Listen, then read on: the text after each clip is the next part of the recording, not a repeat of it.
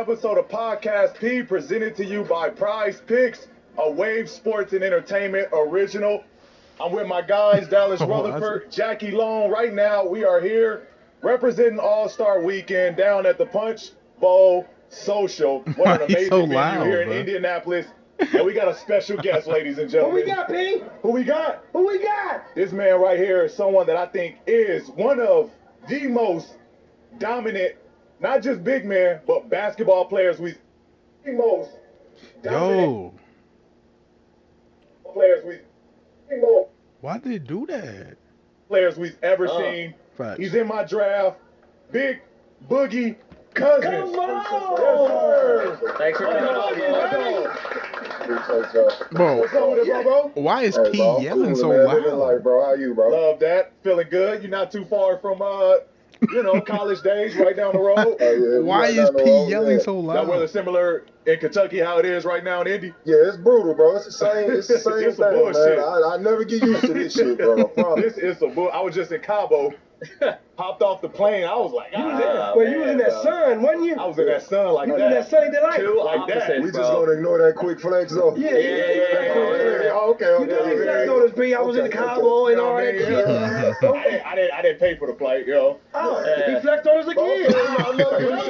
Keep the show going. Boogie, do you golf? Do I golf? No, but Okay. I'm trying. Okay, and I good. got a lot of potential. Okay, Like, how many times have you played? About 4.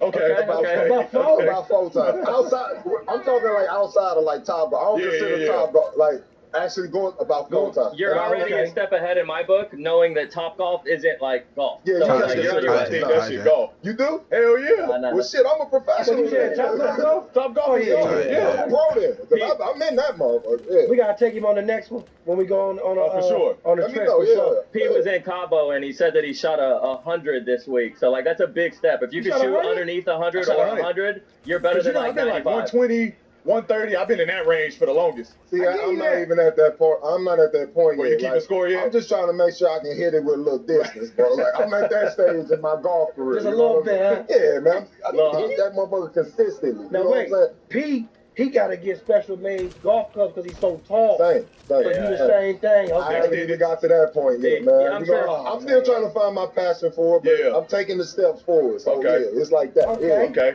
let's get right into it. A lot of people don't know you got your own comedy brand, the Boogie Comedy Slam. Yes. Where that inspiration come from with you starting that off? I know one of your most popular ones is Naptown's own Mike Epps in it. Absolutely.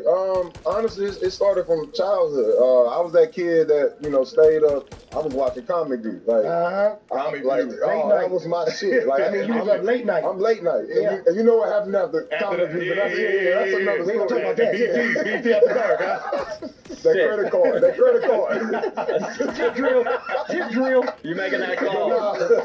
But no, I was a huge Comic View fan growing up. Obviously, growing up playing the game of ball, I'm a huge fan of Shaquille O'Neal. So he was actually my inspiration with trying to, come out with my own comedy series and things like that. I was a huge fan of all his All-Star specials. He's put out a few comedy specials. So I'm gonna be honest, I basically took this whole play idea. I thought it was brilliant, and I just tried to come out with my own version of it. So that's kind of the backstory with how I got started with that. Well, congratulations. Yeah, Appreciate that, bro. I dig it. Appreciate Hey, that. funny enough, cause you said that, What's you that? know how they do the so after you watch Comic View, the late night stuff, Right. they do the whole like the ointment, right? They do what? The ointment, like What? Hey. the Jesus like. Okay, like The sprinkles. spiritual holy water. Yeah. So funny enough, bro, You. I called in, I got my ointment sent to the house, I did a prayer, sprinkled that shit on my forehead, prayed to get in the NBA. That shit works. That shit worked. Bro, that's great. I swear to you. Were you all by yourself when I you was did all this? by myself. I took the call. You still got that shit? Nah, that was years You really ago. put this shit on your forehead? I put the shit on my forehead, was Young praying Paul like, man, I George want to get to the sprinkling NBA. I himself. wish God, That's please. hilarious. Hey, God is Yeah, good. it's God funny is that good. you brought that up. That's crazy. God is good. And He's my great. eyes was skipping over He's the a great guy. You messed up on that one. Oh, these motherfuckers scamming, man. Greatest guy of all time. It's obviously All-Star Weekend here, and you were lucky enough to be an All-Star 4 times throughout your career. Yeah. But your first All-Star was at the Mecca, Madison Square Garden in New York City. Walk us through, or walk a fan through what that moment was like for you being selected for the first time as an All-Star. Honestly, my first selection came through being a replacement. It was for Cole when he blew his Achilles. So I got in that way, but you know, at the end of the day, being an All-Star, you're All-Star. Right. You know what I'm saying? Right. So huge honor. You know, I was hyped, excited, all those things, and obviously, like, it being your first time around, you kind of got this expectation in your head of what All-Star Weekend gonna be like. But it's usually based off what you saw, and not like being behind the scenes. So we get there, and I'm like, man, this is about to be a blast. I'm about to tear this city up. Man, it was so much work, bro. Oh my God. It was just media all day long. Then you go from the media, you got an event. Then you go from the event, you got a signing. From the signing, you got a meet and greet. From the meet and greet, you got a Q&A. And it's just every day is a stacked day. Dang. And you're ending your day with whatever you were coming here for initially, which is the dunk contest, the All-Star, whatever the case may be. By the end of the experience, I'm just like, damn, like it was nothing I thought it was in the beginning. Wow. And I'm like, man, and I've been on record saying before, like, we got to come up with a system to, like, it doesn't really make sense because you're All-Star, you've done all this hard work throughout the year, right? Everybody else in the league is rewarded by getting this break at home. Exactly. And you go do overtime work just to then go right back to the season and go be an All-Star again. So it's just like, it got to be some type of a new rule or a bend in the break to where we actually cater to the All-Star. Right. But with all that being said, man, it was a dope experience. Like, I'm blessed to be able to even say I am an All-Star. But yeah, it was a lot that came with it that I never expected. Like, initially becoming. Yeah. Well, speaking of your first All-Star, you just let us know that you replaced Kobe. Yeah. But you had two other legends on there that you played with, which was Dirk and Tim Duncan. Do you have any, like, favorite moments that you can share with us with those two particular? I got two, and it's crazy. Obviously, the first one is with Timmy D. I was a rookie. Like, he humbled me. He humbled me quickly. Oh, yeah, what'd he do, man? What'd he do? So you know me, P. Like, if I'm having a bad game, I get myself going. Like, I'll just start some shit. Like, I gotta get myself going. Like, walk by, I may just bump your punk ass. Like, you know what I'm saying? I gotta get myself riled up and going. Right. So Tim Duncan, I struggled against Timmy D early in my career, but he was notorious for when he went to contest your shot, he would pull you down by your shoulder, so you wouldn't be able to jump. Yeah. So he would pull you down with one hand and use the other to block the shot. Wow. Ain't that cheating?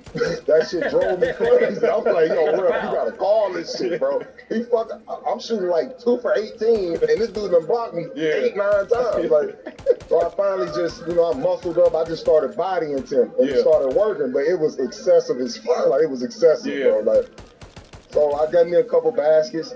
Now I'm like I said, I'm trying to gas myself. Right. Old ass nigga, this young nigga coming. Right. Tim just looked at me like, didn't respond, just looked at me, was like, shook his head like this. So in my head, I'm like, damn, what the fuck that mean? Like, this dude ain't gonna even say nothing back. Like, so now I'm you fucked up. I'm fucked up. He concentrating on what he about to do to you. Tim ran off 18 straight. 18 straight? Straight. Fundamentally, too, I bet. Quiet, didn't say a word. After the 18th basket, smacked me on my ass. Good game, young fella. I just walked away. Just like that.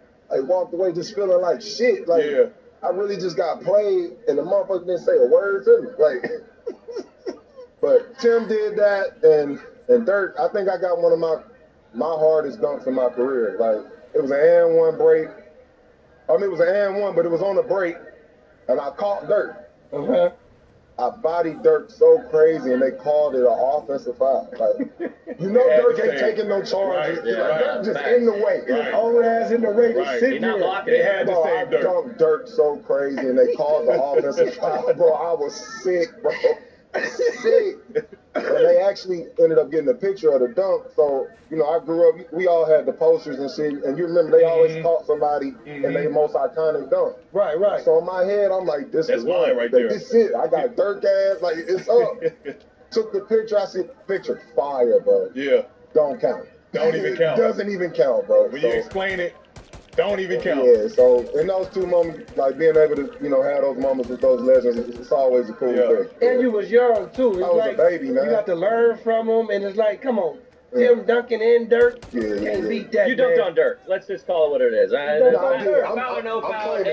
taking that one, P. I'm claiming that, bro. Yeah. You can't take that from me. That was a fun era though, because you got to see Kobe 4 times, Dirk 4 times, Tim Duncan 4 times. Like that shit, I wish I had. I mean, out east, I was seeing Brian and you know what I mean, different guys. But like, he is yelling so loud. Those dudes. I mean, I was seeing KG, Paul Pierce, Ray Allen. I was seeing them 4 times out of the year. But for me, idolizing Kobe and those guys, like, talk to us a little bit about that. Like, you having that opportunity to see those dudes that often. Man, it was crazy. Honestly, I was stressed out because it was never a night off. Like, every night it's a legend. Out west, right? Yeah, out west it's a legend every night. But just being able to learn from those dudes from afar, like seeing the habits, seeing the way they carried themselves before games, the preparation, I mean, we all got stories with Cole, just that militant mindset, like, and you could put it into how good he was, how talented he was, but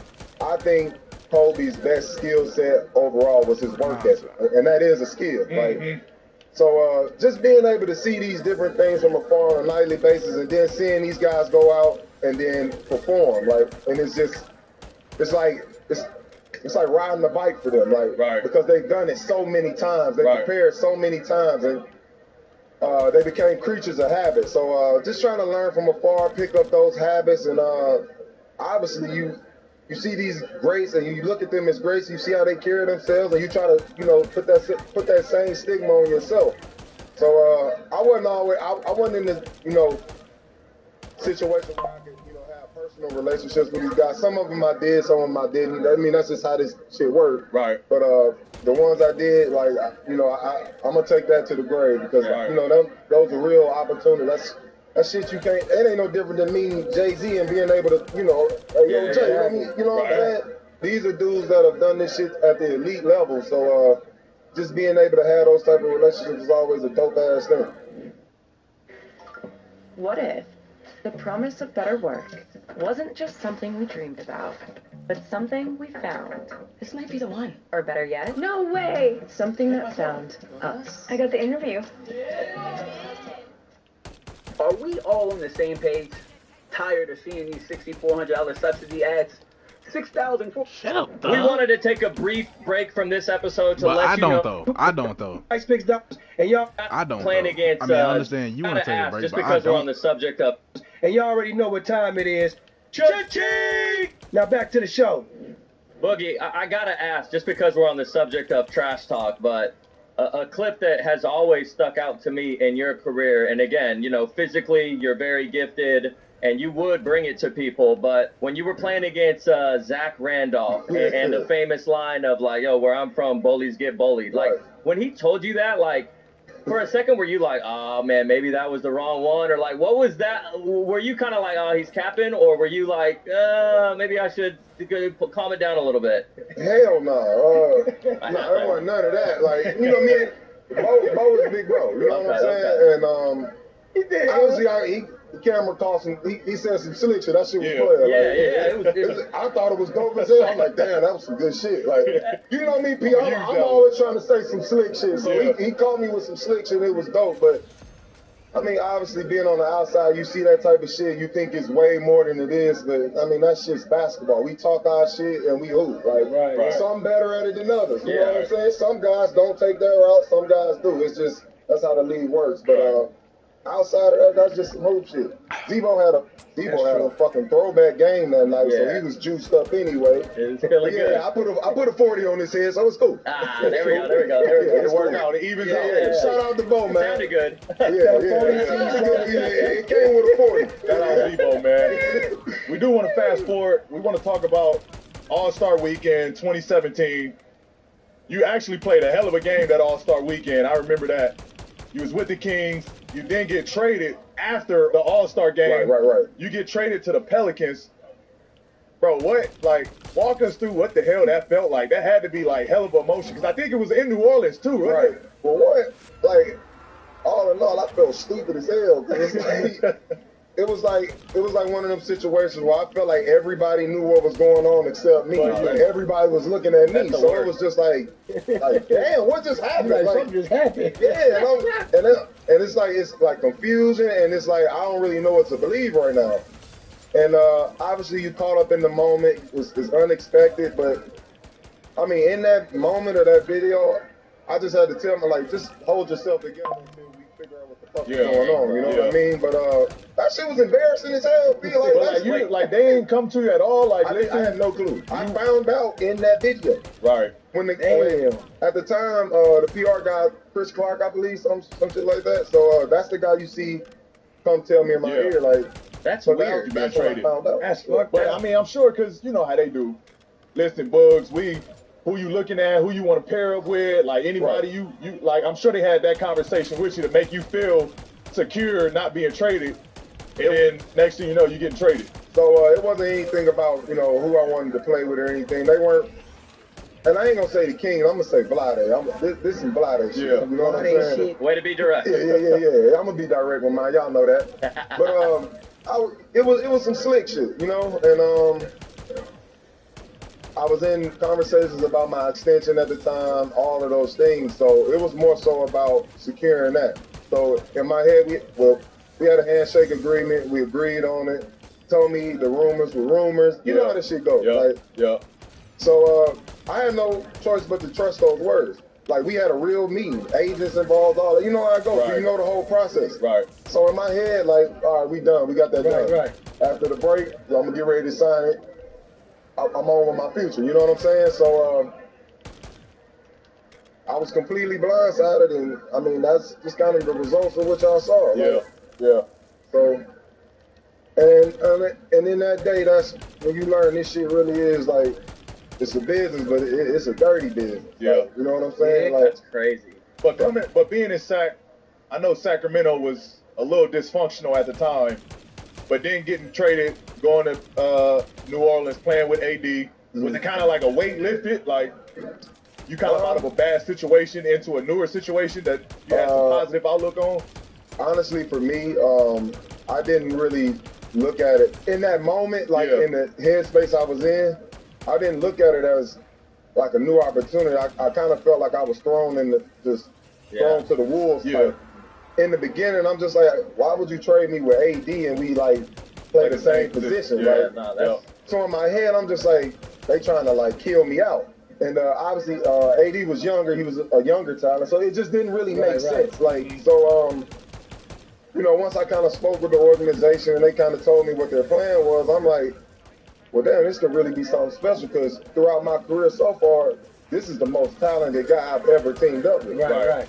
And all I've ever wanted in my career was a guy that I know I can go to war with. Right. Exactly.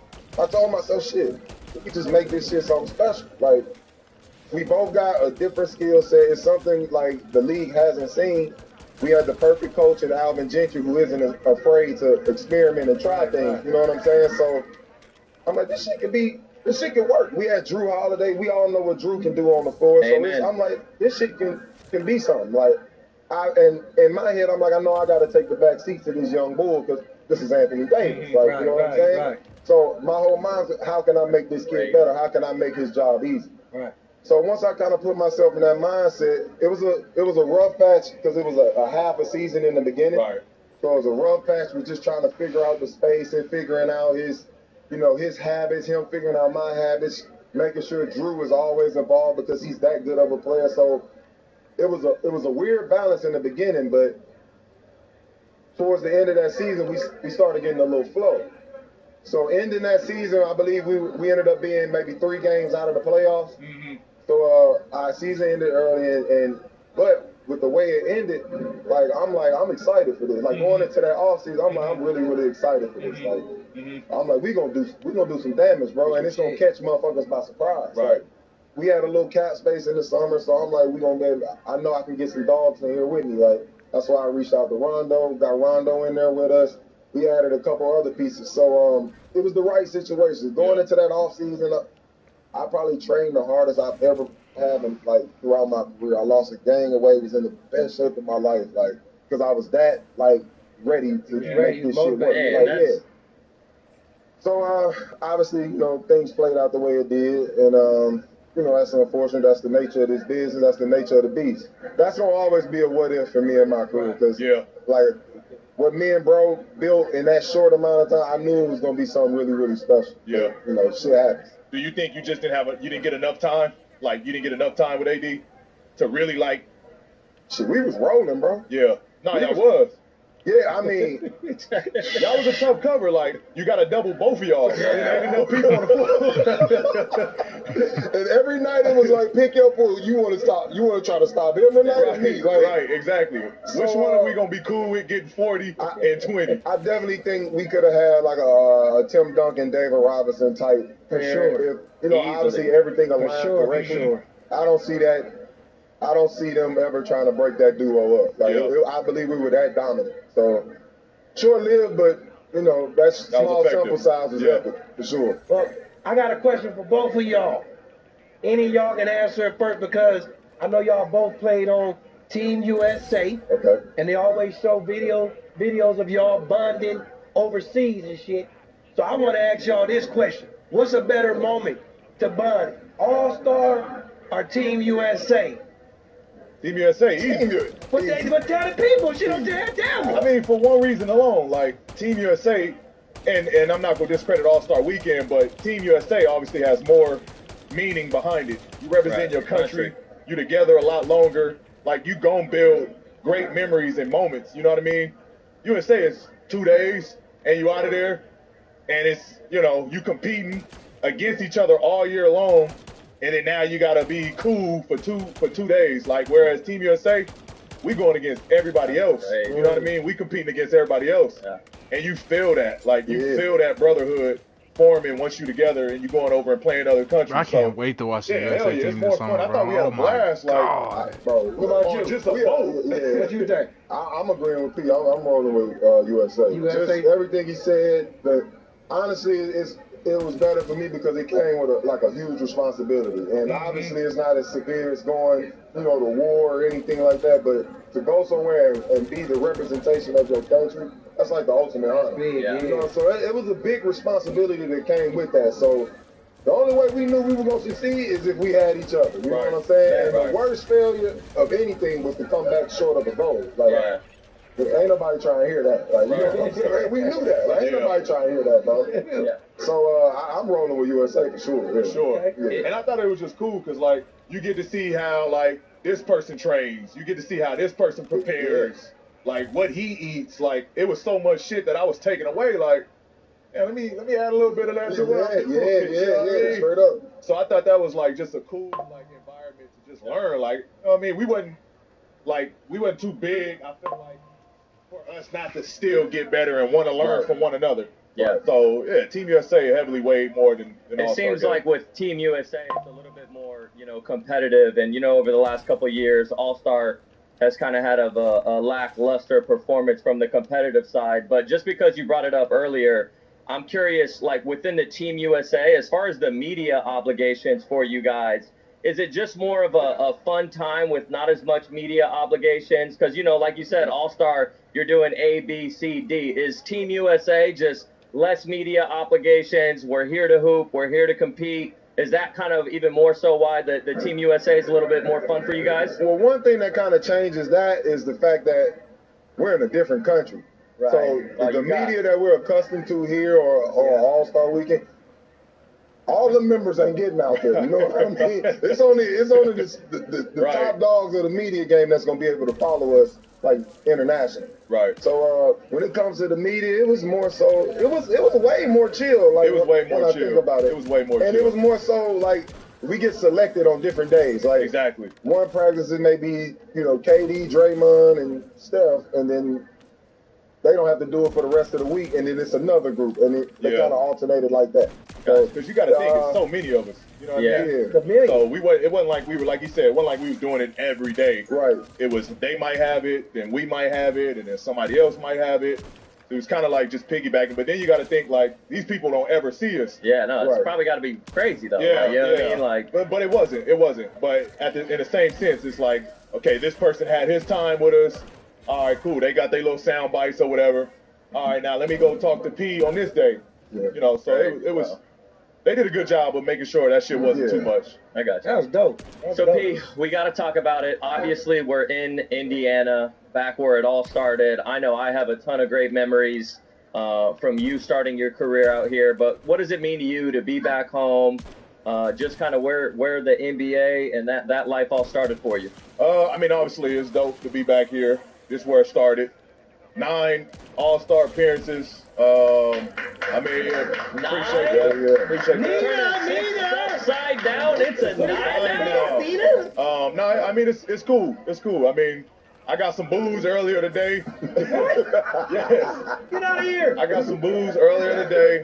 So I don't know what to expect tomorrow. Right. You know what I mean? But They I'm having a good booed time. the P? They booed me. I didn't even see that. Why At they boo the you, man? practice. That's at the All-Star crazy. practice. There was some booze in there. Oh. But you saw when I walked in here, it's like a general warm welcome. But you know, when you get amongst a bunch of them, Well, they ain't gonna do it where I can see them. Right. They gonna do it collectively. Yeah. I like the practice. You know what I mean? Yeah, it's You know what I mean? crazy coming out. But Boogie, kind of touching on what Paul said, like when you got traded from Sacramento, what's it like coming back to the team that you originally were playing for? Because obviously you guys were both involved in the communities in Indiana and Sacramento. Is there a sense of like maybe a little bit, I'm nervous, like are they going to accept me? Are they going to praise me? Because again, boos, cheers. What was it like for you to come back to Sacramento and play for the first time? Well, for me, I'm an emotional player anyway, so I was definitely emotional about the situation, how everything kind of played out. So for me, it hit a little different. So early on, I had a fire to just destroy these motherfuckers every chance I got. Like, if I didn't have over 30 with a W, I had a horrible night. Like, that was my mindset when it came to, facing the Kings. But honestly, I think it also goes to just being a competitor. Like, when you go through these different things, like adversity in your career and things like that, a competitor and also an athlete. Right. When you go through these different obstacles, you go through that different adversity in your career, for most athletes, it's either used to help motivate you and build you up, or it's gonna be the point where it crumbles you and defeats you. Yeah. So whenever I went through my situations or things I just didn't agree with, it's gonna always be a form of motivation for me. And maybe it wouldn't come out the same, the correct way or the right way, but that motivation is what helped me become what I was on that floor. You know what I'm saying? Also, when it came to just being a competitor, I feel like you have to know your strengths and your weaknesses. And I knew with myself, like, I would get bored, like, not to sound arrogant, but I was like that, bro. and it was nice where it was just like, it was boring to me. Like, so I would have to use different things just to get myself, like, going. And I knew that about myself. So I was always trying to, counteract that part, knowing, like, hey, you real lackadaisical today, hey, man, like, let's use something. Like, you ain't yourself today, so yeah. Coming in on those nights against Sacramento, I always had some motivation. I always had something to get me over that hump. I know what I'm about to do tonight. And once I knew I had my mind made up, I already knew how my night was gonna go. Yeah. So I was that guy. I always had some type of form of motivation, and that was just another moment. Yeah. I gotta ask, bro, do you think you get like, because we see Jokic, right? Yeah. But watching him, he not the first to do what he's doing. Like, I think you kind of like, for a long part of the time after the Dwights, the Shaqs, the Hakeems, like you kind of reinvented that center position with scoring, with passing, with rebounding. Agree. Do you think you get that credit that you deserve from that center? Like, because we see how good Jokic is, like I said. I don't.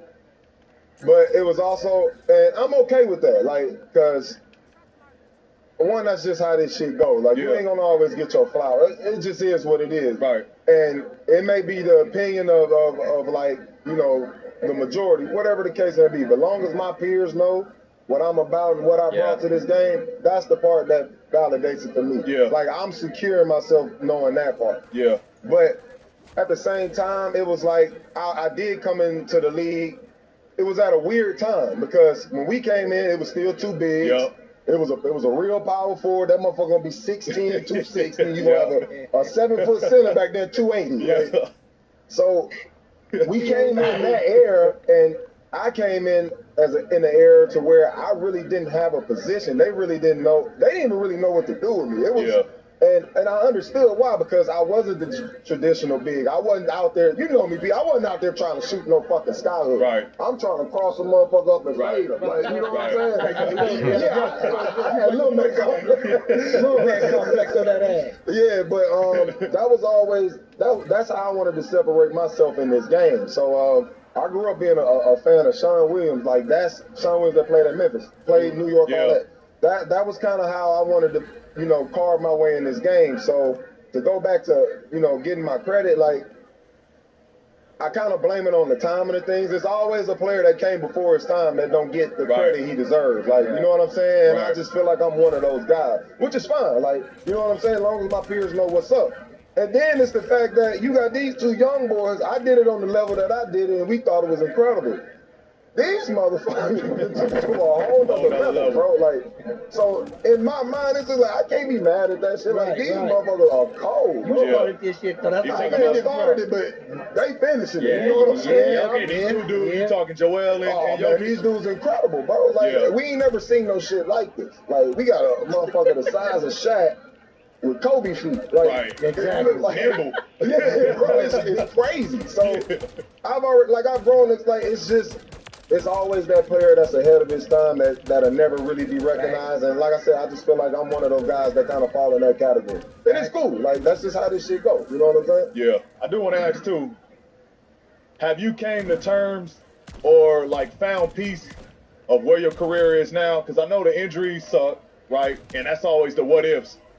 You had the Achilles injuries. Like, what if that never happened? Where your career would have been, you know what I mean? Because that, just you being out alone, you lose timing, you lose rhythm, you lose a little confidence. Like, being able to do shit you used to be able to do when you were younger. Like, did you come to grips with yourself, with your family, or where you was in your career?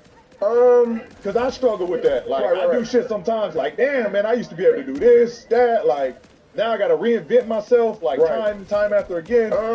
Did I ever come to grips with it?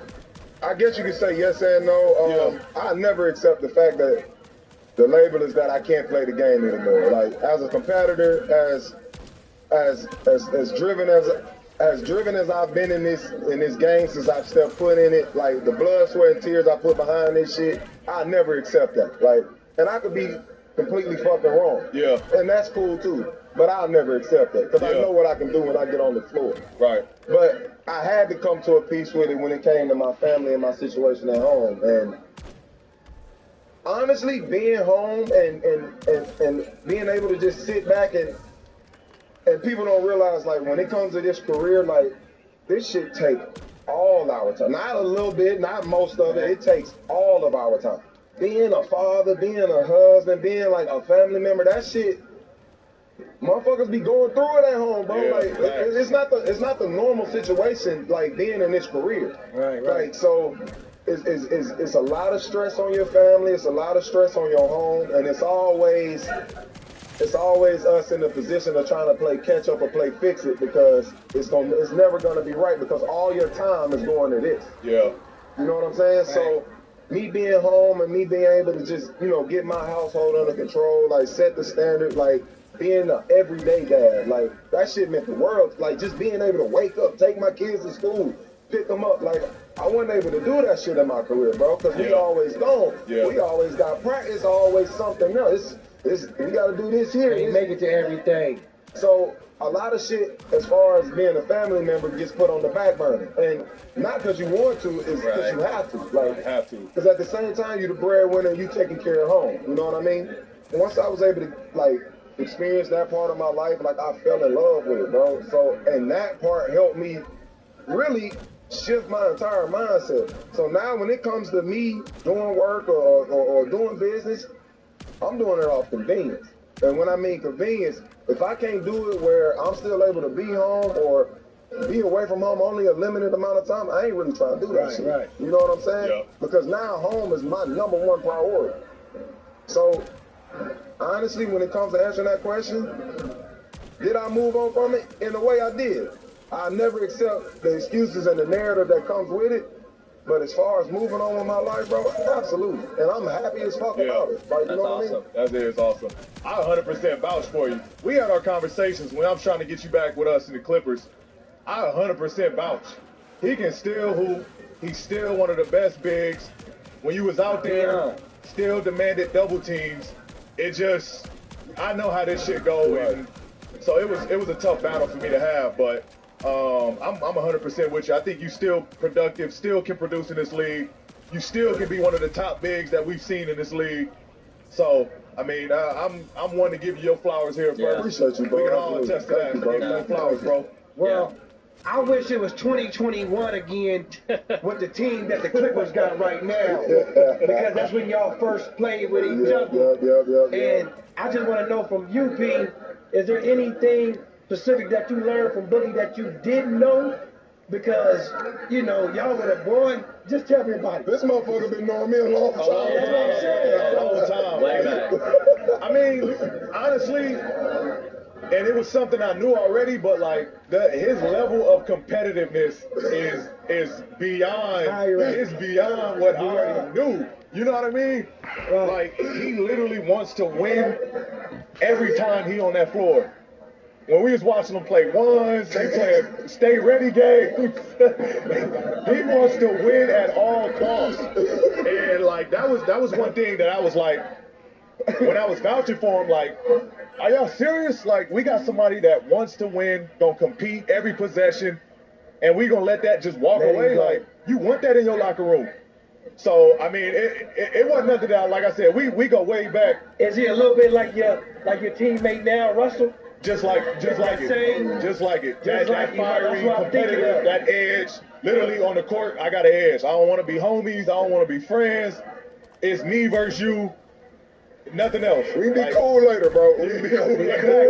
Exactly. But that's how it is. You one of the people, like, I say Lance in that same Lance Stevenson. I was just gonna say Lance. Competitive on the floor. The second you get off that floor, you want to be right on their arm. Like, hey, what we doing? You trying to go out? Yeah, right. What you just doing? got to get lit, bro. Yeah. You want to get Exactly like that, bro.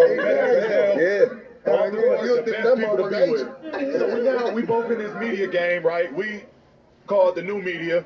You got your show with Rachel Nichols, the Bully Ball. Talk to us now. Like, did you always envision yourself being a part of the media and doing? Halfway HR won't cut it. Get complete HR software at bamboohr.com.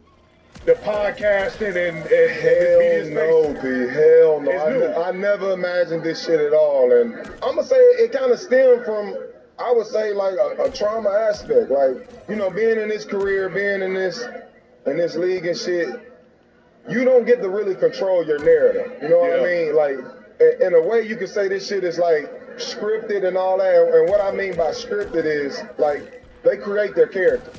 Right. In a way, if that makes sense. So, shit, you might be the bad guy this movie. You know what I mean? Right. And I know you can testify to that because it's been a time where P was at the top of the mountaintop, and then it was days where they shitted on this guy like he was the worst player in the league. Right. So, and that's what I mean by controlling the narrative. Like, this motherfucker has been cold since he stepped foot in this motherfucker.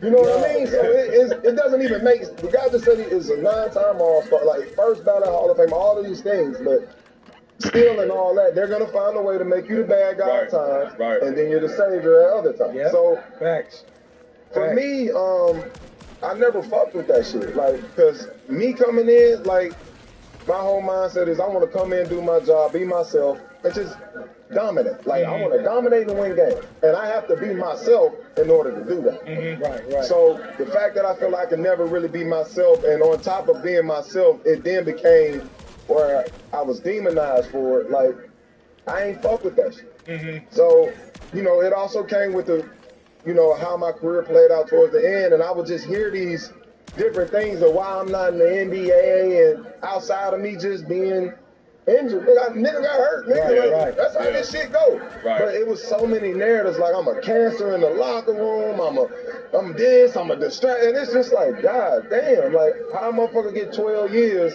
and he all of these things? You know what I'm saying? Motherfuckers don't make it that long in this league if they any of that. You know what I mean? So for me, it was like, I got to a point where, and also just coming in this league, when I came in, it was a shut up and dribble league. Like, we don't want to hear what the fuck y'all got to say. Right. You gonna hear what the fuck I got to say, bro. Right. And that's one of the things that did bite me in the ass being in the air. So now I'm at the point where if there is a narrative, where is this? I want to be able to create it myself. I want y'all to know who I am strictly from the horse's mouth. You know what I'm saying? You ain't gonna be able to get it misconstrued or confused because you heard it here first. This is who I am. Yeah. You know what I'm saying? Can't nobody else tell you who I am because I'm gonna tell you who I am. Right. You know what I mean? So it's finally and early on I wasn't a motherfucker that liked to talk. Like if I'm comfortable with you and I rock with you, you gonna get the markers. You know what I mean? Right. If I don't know you and I ain't comfortable, I won't say 2 fucking words to you. Like, and it's gonna remain that way. You know what I mean? Right. So in the beginning, I was a guy that didn't quite talk, and things would be said, and you know, I just kind of let that shit roll off the shoulder, or you gotta ignore it, and act like it don't happen. Be the bigger man and shit. Like, now it's to the point where you don't hear what the fuck I got to say. Yeah. Like, Yeah. And you can still disagree, but you still gonna hear what the fuck I got to say. Like, you know what I'm saying? So that's kind of how I ended up in this space, bro. Yeah. That's why I fucks with you since day one, because you ain't never, ever since I've known this man, been afraid to express He been the same yourself. person, for real. You always say what's on your mind. You do what you want to do. Have you found it difficult at all to potentially be critical of peers you competed against? Meaning at this stage I'm at? At this stage now? Honestly, like, when it comes to doing this side of things, like, I understand the side of being a player. Like, I understand that firsthand. So obviously, I'm always be biased.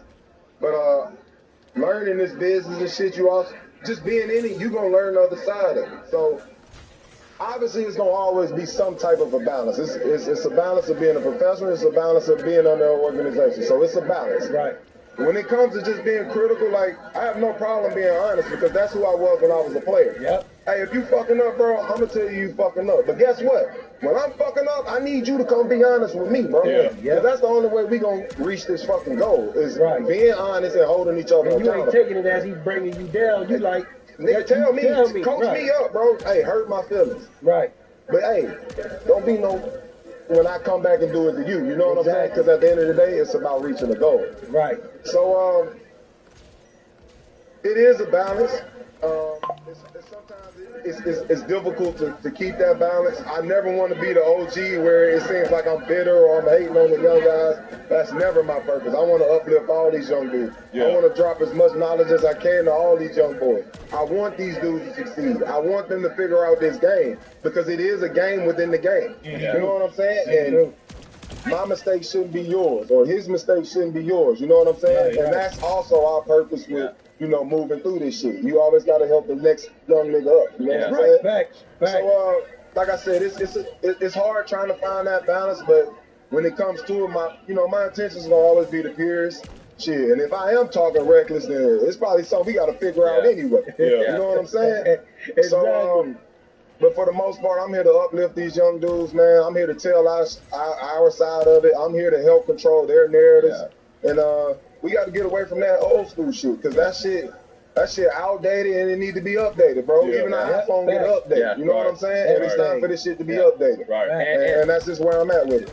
And Boogie, one thing, like, I don't know if you've ever thought about this, but you mentioned young guys. But I think you're going to have an opportunity not only to encourage the young guys, but even, you know, guys your age of your peers. Because, you know, obviously, I think that you could still be playing in the NBA. And for whatever circumstances, you know, you're not. But I think that's going to be a huge opportunity for you. And as one of Paul's regular friends, I can't really relate to P on everything. You know, I can only be as much of a friend as I know how. So when I see stories of guys like you, who you guys do have a relationship, coming from P's like childhood friend, I'm glad that P has people like you in his life, because there's going to be a time where he's going to go through some of those same emotions that you were just talking about. Sure. So I think that you're going to be able to help out not just the young guys, bro, but even people, you know, like P, and be able to give some guidance and stuff like that. So just something I think that's awesome. That's a great point. Absolutely. Yeah, I agree. Have you ever thought about getting into coaching? Man, I keep getting asked that, bro. I don't know, man. I don't know if I can deal with a Paul George, man. But, you know, I think you have a great presence in it, though. Yeah, I wouldn't shut the door on it, but where I'm at right now, probably not. Like later on in life, it's a possibility. Yeah, they do. Yeah, it had to be legal. They don't have to. They don't have to in my house. And it's not because I want kids don't have to play sports in his house. Yeah. And it's not because I need them to go be I believe in the structure and the discipline that comes with sports. So, you know what I'm saying? Okay. Like, I'm big on that part, so I want that for my kids. Yeah, so, that's dope. My kids gonna play sports, so it's gonna be some type of sport. Exactly. Lil P gonna play too, ain't he? Yeah, my Paul little George. man. Lil Paul My George. son 2 years old, but man, he love hoops. For real? He love That's hoops, hard, dog. bro. Like all That's day. hard. That's He played hard. all day. That's hard, bro. Celebrating, he'll go dunk like Paul George. He doing all type of shit. He got an iPad yet? Yeah. Which one he love more? He, like, I tell people this all the time. He don't watch cartoons. He want to watch highlights of basketball. You got What the fuck? Oh my God. He's sick. That's what we do. We try to watch the NBA finals You know how you got to put the tunes on and sit them at the table to eat? Right. Nah, I want to watch basketball. He going to the league. Yeah, and he'll just sit and 100%. That's hard. he'll eat, and when he'll watch me, like I put on Kobe stuff. If we dunk, like That's he's that holy celebrating. water. Yeah, We gotta get. I might need to sprinkle myself. I need to go get some of that, bro. That's that holy water. Still working. We all, Jackie, we need to get on that. Hey, can y'all give me that shit? I need some of that, bro. Podcast page for the clip out. it is dope. It is dope. Please give me that Yeah, today. that's crazy. I love that. Yeah. That's some It's good dope. science, Pete. Right. I know you still hooping. You playing over in Puerto Rico. You played in Taiwan. Talk to us about that experience playing over there. Man, that shit different, bro. That shit different. And what, like, which way? Honestly, it just gave me a brand new perspective on hoop in general. Like, I was blessed enough to be in a situation where, I came up to high school. I did my 1 year in college. Went to the NBA. Yeah. Like, that's as perfect of a route as it'll ever be with becoming a professional athlete. Yeah. So you hear the stories and you meet these different guys that have gone through a completely different grind. The Pat Beverleys, the PJ Tuckers and guys of that nature. And you hear the stories and you can hear it, but you can't really like feel it or understand it completely. So me then going to the other side of shit, I just got a brand new respect for this shit in general. There's some fucking dogs overseas, man. Like hoopers. Yeah. Like real life hoopers, bro. Like, that's why they need to hurry up and start add another team. Add more? Yeah, y'all need, if they got all these players overseas and all this stuff, Vegas can need a team. We gonna need about 4 to 6 more teams, bro. Like, I mean, we saw last night the G League team actually beat one of the Rookie Rising Challenge, and there's a lot of guys that can play. The best rookie. That's crazy. That whole experience, like realize it's so much talent, and we so brainwashed. And like I said, we came up the perfect route. So all we know is the NBA. Like that's all we know.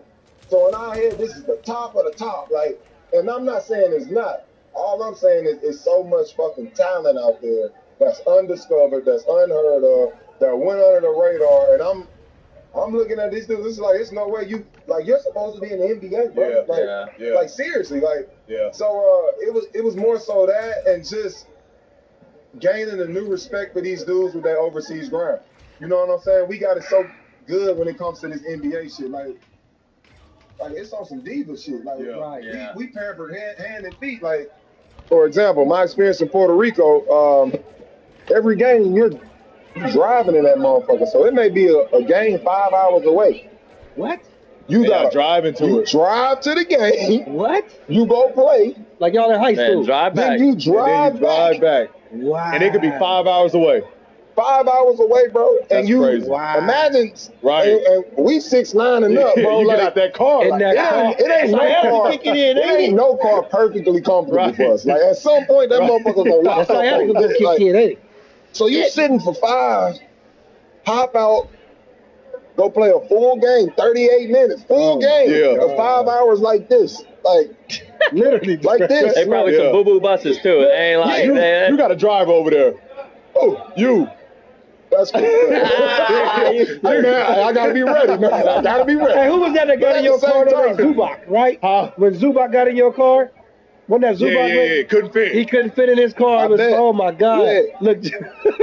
But at the same time, like, just experiencing that shit, seeing it, like, over a course of a season, I'm like, man, this grind is like, no, on top of them putting in the work, being there for practice, the two-a-days, the training, they doing everything we doing in the league. Yeah. Except it's a whole nother layer added to it on top of that grind. So, like I said, just seeing that and experiencing it, I gained a whole new respect for that overseas grind, because them dudes putting their fucking work over there, bro, and they don't get no credit. a quarter of the credit that some of these guys that don't put in that much work do. So, come on, NBA, love of the game. Love of the add game. 3 more teams to the league, NBA. Damn. Right. I do want to, just on a small note of that, because I know I've been to, Philippines, I've been to China. Just talk to us a little bit of just the appreciation that they have for you. Like, it's on a whole nother scale of what you'll see in the NBA. Just how much they enjoy and they appreciate the game of basketball, and you specifically being in the league. Like, talk to us a little bit of that, a little appreciation of it. Well, one, it helps because, like I said earlier, when it comes to this league and the game, like I say, they control the narrative. They control their characters. They control when you at the top. They control when they're ready to tear you down. Yeah. You know what I mean? With that happening, the casual fan follows, because we've all seen it. Like I said, P was at the mountaintop. When he was going through his dog days, the casual fan was shitting on this dude. Yeah. It was crazy. And it's just true. like, it don't even fucking make sense. Yeah. Like, True. but that's how they control their product. You know what I mean? That's how they control their market. So with that being said, you go to these places overseas that don't have that same influence over them, you get the genuine appreciation of them as a fan for your game. Like, you know what I mean? Yeah. So the hate that comes with, you don't really experience that over there. And don't get it twisted. When it comes to the game, you're gonna have your guys, we hope you miss, you suck. But the verbal assault that comes with it over here, you don't experience that over there, bro. Like, it's real genuine love. And even after the game, they're gonna let you know, man, hey, you lost or you may have won, but hey, man, I really appreciate you and what you bring to this game, bro. You know what I'm saying? And I think that's the part that kind of get lost on our side. If that makes sense. Yeah. Well, there you have it. We want to wrap right there, Big Cuz. We appreciate you, my dog. We gotta go, B. Yeah, we gotta go. We gotta go. I wanted DeMarcus Cousins to be my cousin. Damn, man. We appreciate you, Brody. Absolutely. I appreciate y'all, man.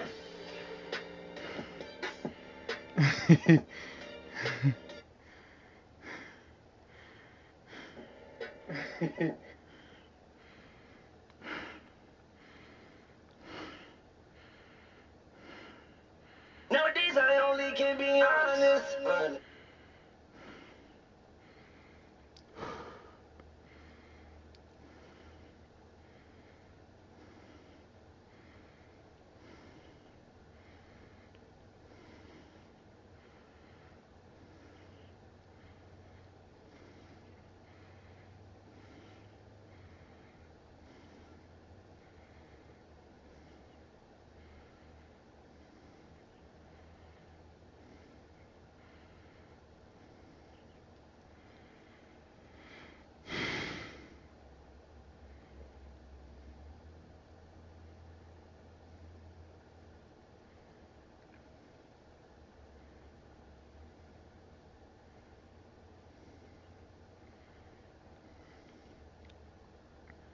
I'm Javi, and I got Botox Cosmetic. There was a particular photograph, the lines...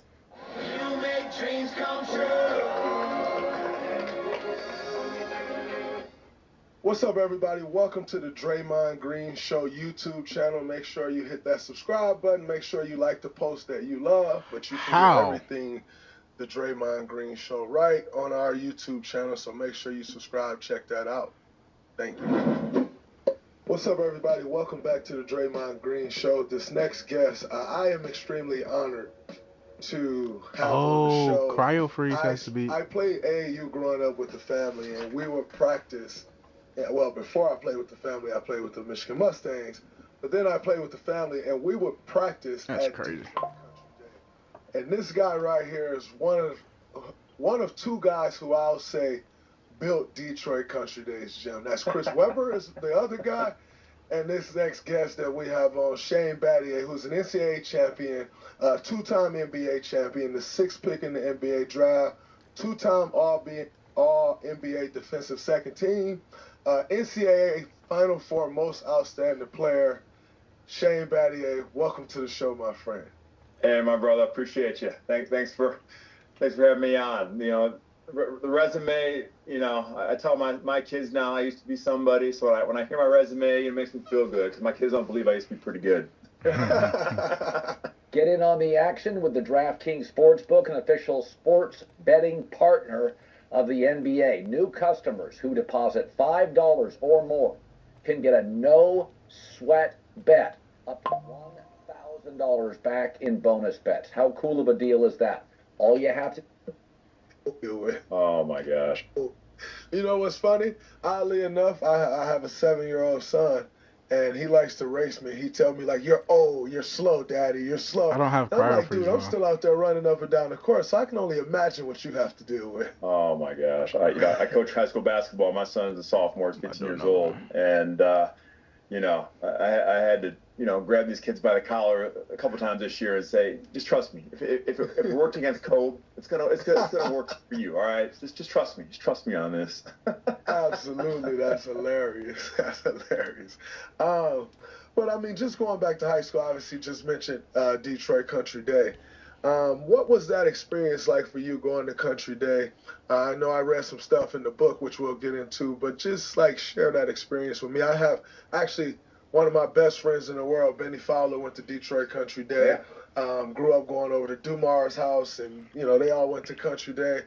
Just share that experience with me for starters.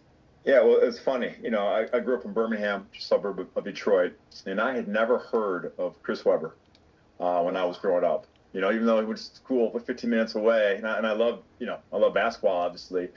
And it wasn't until he went to Michigan, and I was in 7th grade, my first year Country Day, that I knew about Chris Webber, which is kind of weird. And the only reason I went to Country Day, it was a great academic school, obviously. My mom said, no, hey, you want to go to Country Day? And I didn't know what Country Day was. I was a kid who liked playing sports. And she's like, it's that school that has a really good football stadium right there on 13 Mile Road. I'm like, oh, really? Yeah, you know, that's back when I played football. So that's why I went to Country Day. But it was, you know, it was a great place for me because, you know, even though I was from Birmingham, you know, I cut my teeth on Detroit Police Athletic League. You know, my childhood, whether it's growing up with my little brother or Birmingham Little League, it was all based on competition. And what Country Day for me was, whether it was in the classroom or on the court, just people wanted to win. Right. And so we had a lot of success. So we won 3 state championships, you know, only lost about 7 or 8 times. We had, you know, 7, 8 guys who played in college, guys who played in the NFL, and everywhere that you look, you had someone who wanted to do big things. And so, like for me, like people always thought Country Day was, you know, preppy kids from the suburbs of Detroit, but like there people just were competitive and wanted to do big things. And so for me, like that was the most important thing. You know, I got to play with both Chris Webber's little brothers, Jason and David, and you know, 2 of my favorite people, teammates. They were unbelievable. And you know, those battles we had at Country Day, I mean, they were some of the toughest practice I ever had throughout my entire basketball career. Absolutely. That's incredible. So tell me this. I'd be remiss if I didn't ask this question because my heart bleeds green. Why by the way, at a time where Mateen Cleaves is at Michigan State, Morris Peterson's at Michigan State, Charlie Bell's at Michigan State, why Duke over Michigan State? I can guess the academics, but I'm sure it runs deeper. True story. And I love and I tell this. I tell us to his face. He messed up. You know, I've been recruited by everybody, and Iz had just gotten the job at Michigan State, and I liked Iz. You know, I'm like, man, this guy he's legit. He's got it. But Iz messed up. One day he came to me and said, Shane, and you know this, he said, we had the best weight staff in the Big Ten. Okay, we're going to put 40 pounds of muscle on you, and you're going to be the baddest power forward in the Big Ten. And then I got Dean Smith and Coach K say, no, man, like you're a small forward, man. You got to shoot threes. I'm like, I'm with those guys. So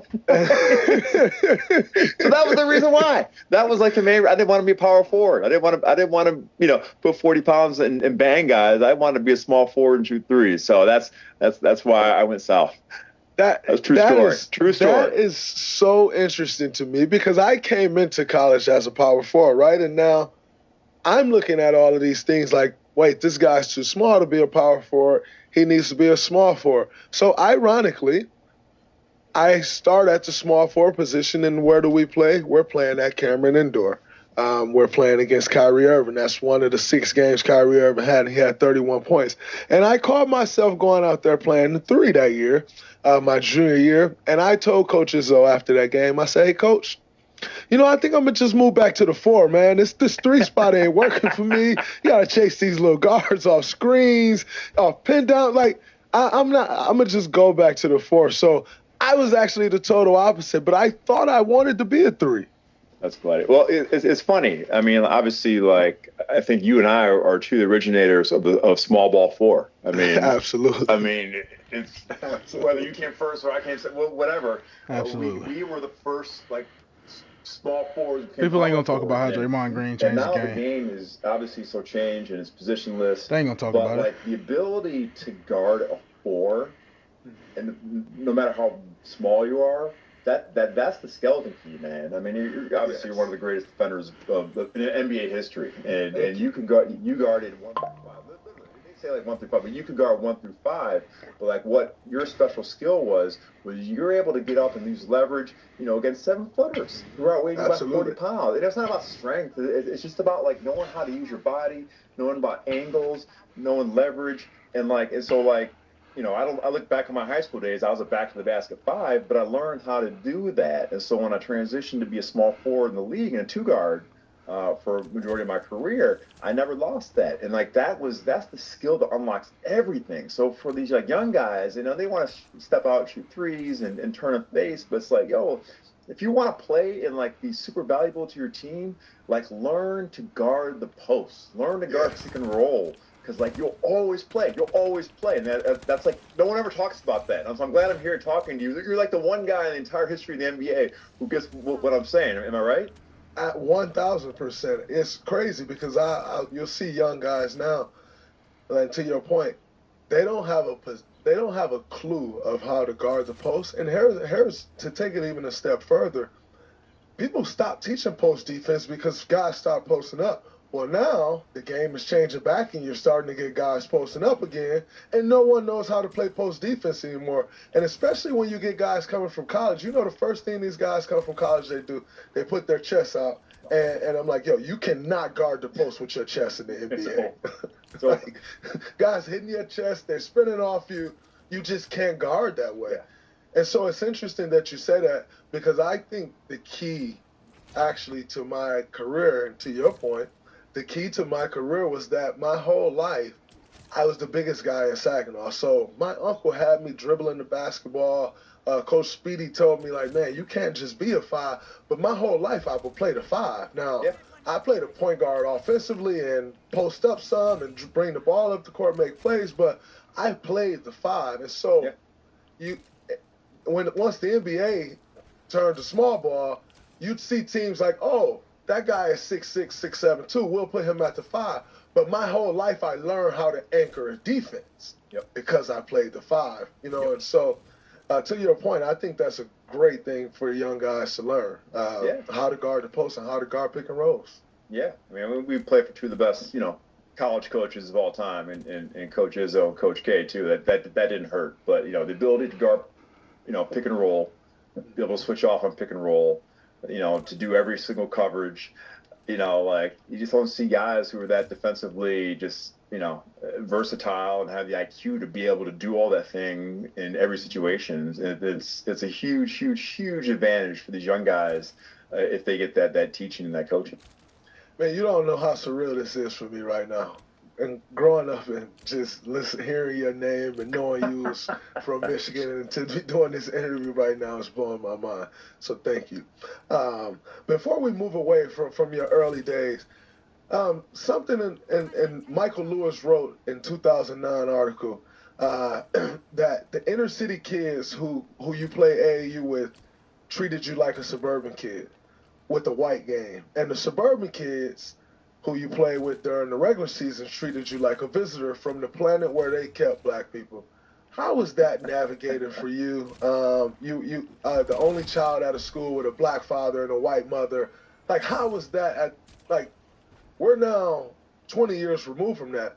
Stuff has moved far ways in 20 years, though. How was that for you then, having to deal with that?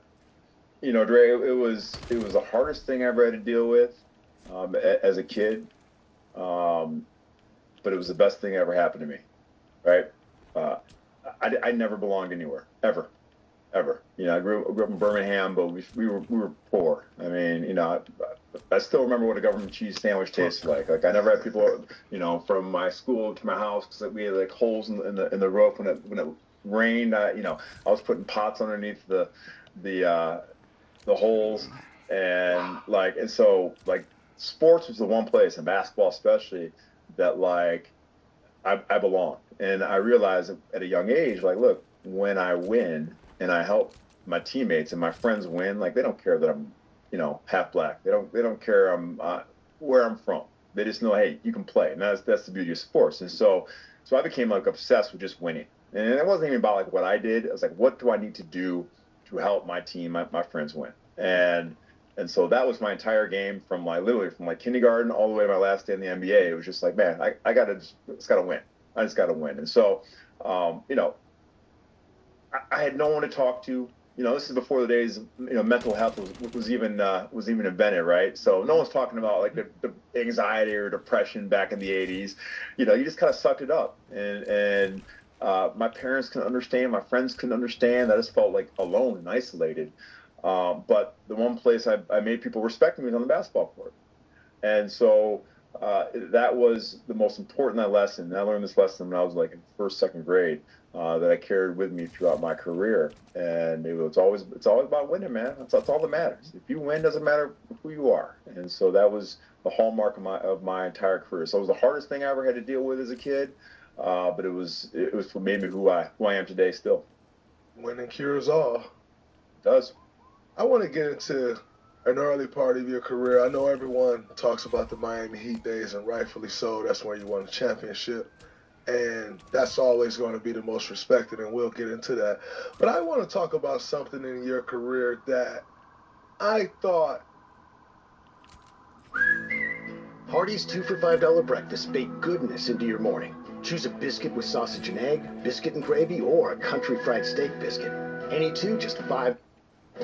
Marcus is a connoisseur of anything that's free, so he was happy to read the disclaimer on TurboTax Free Edition. Roughly 37% of...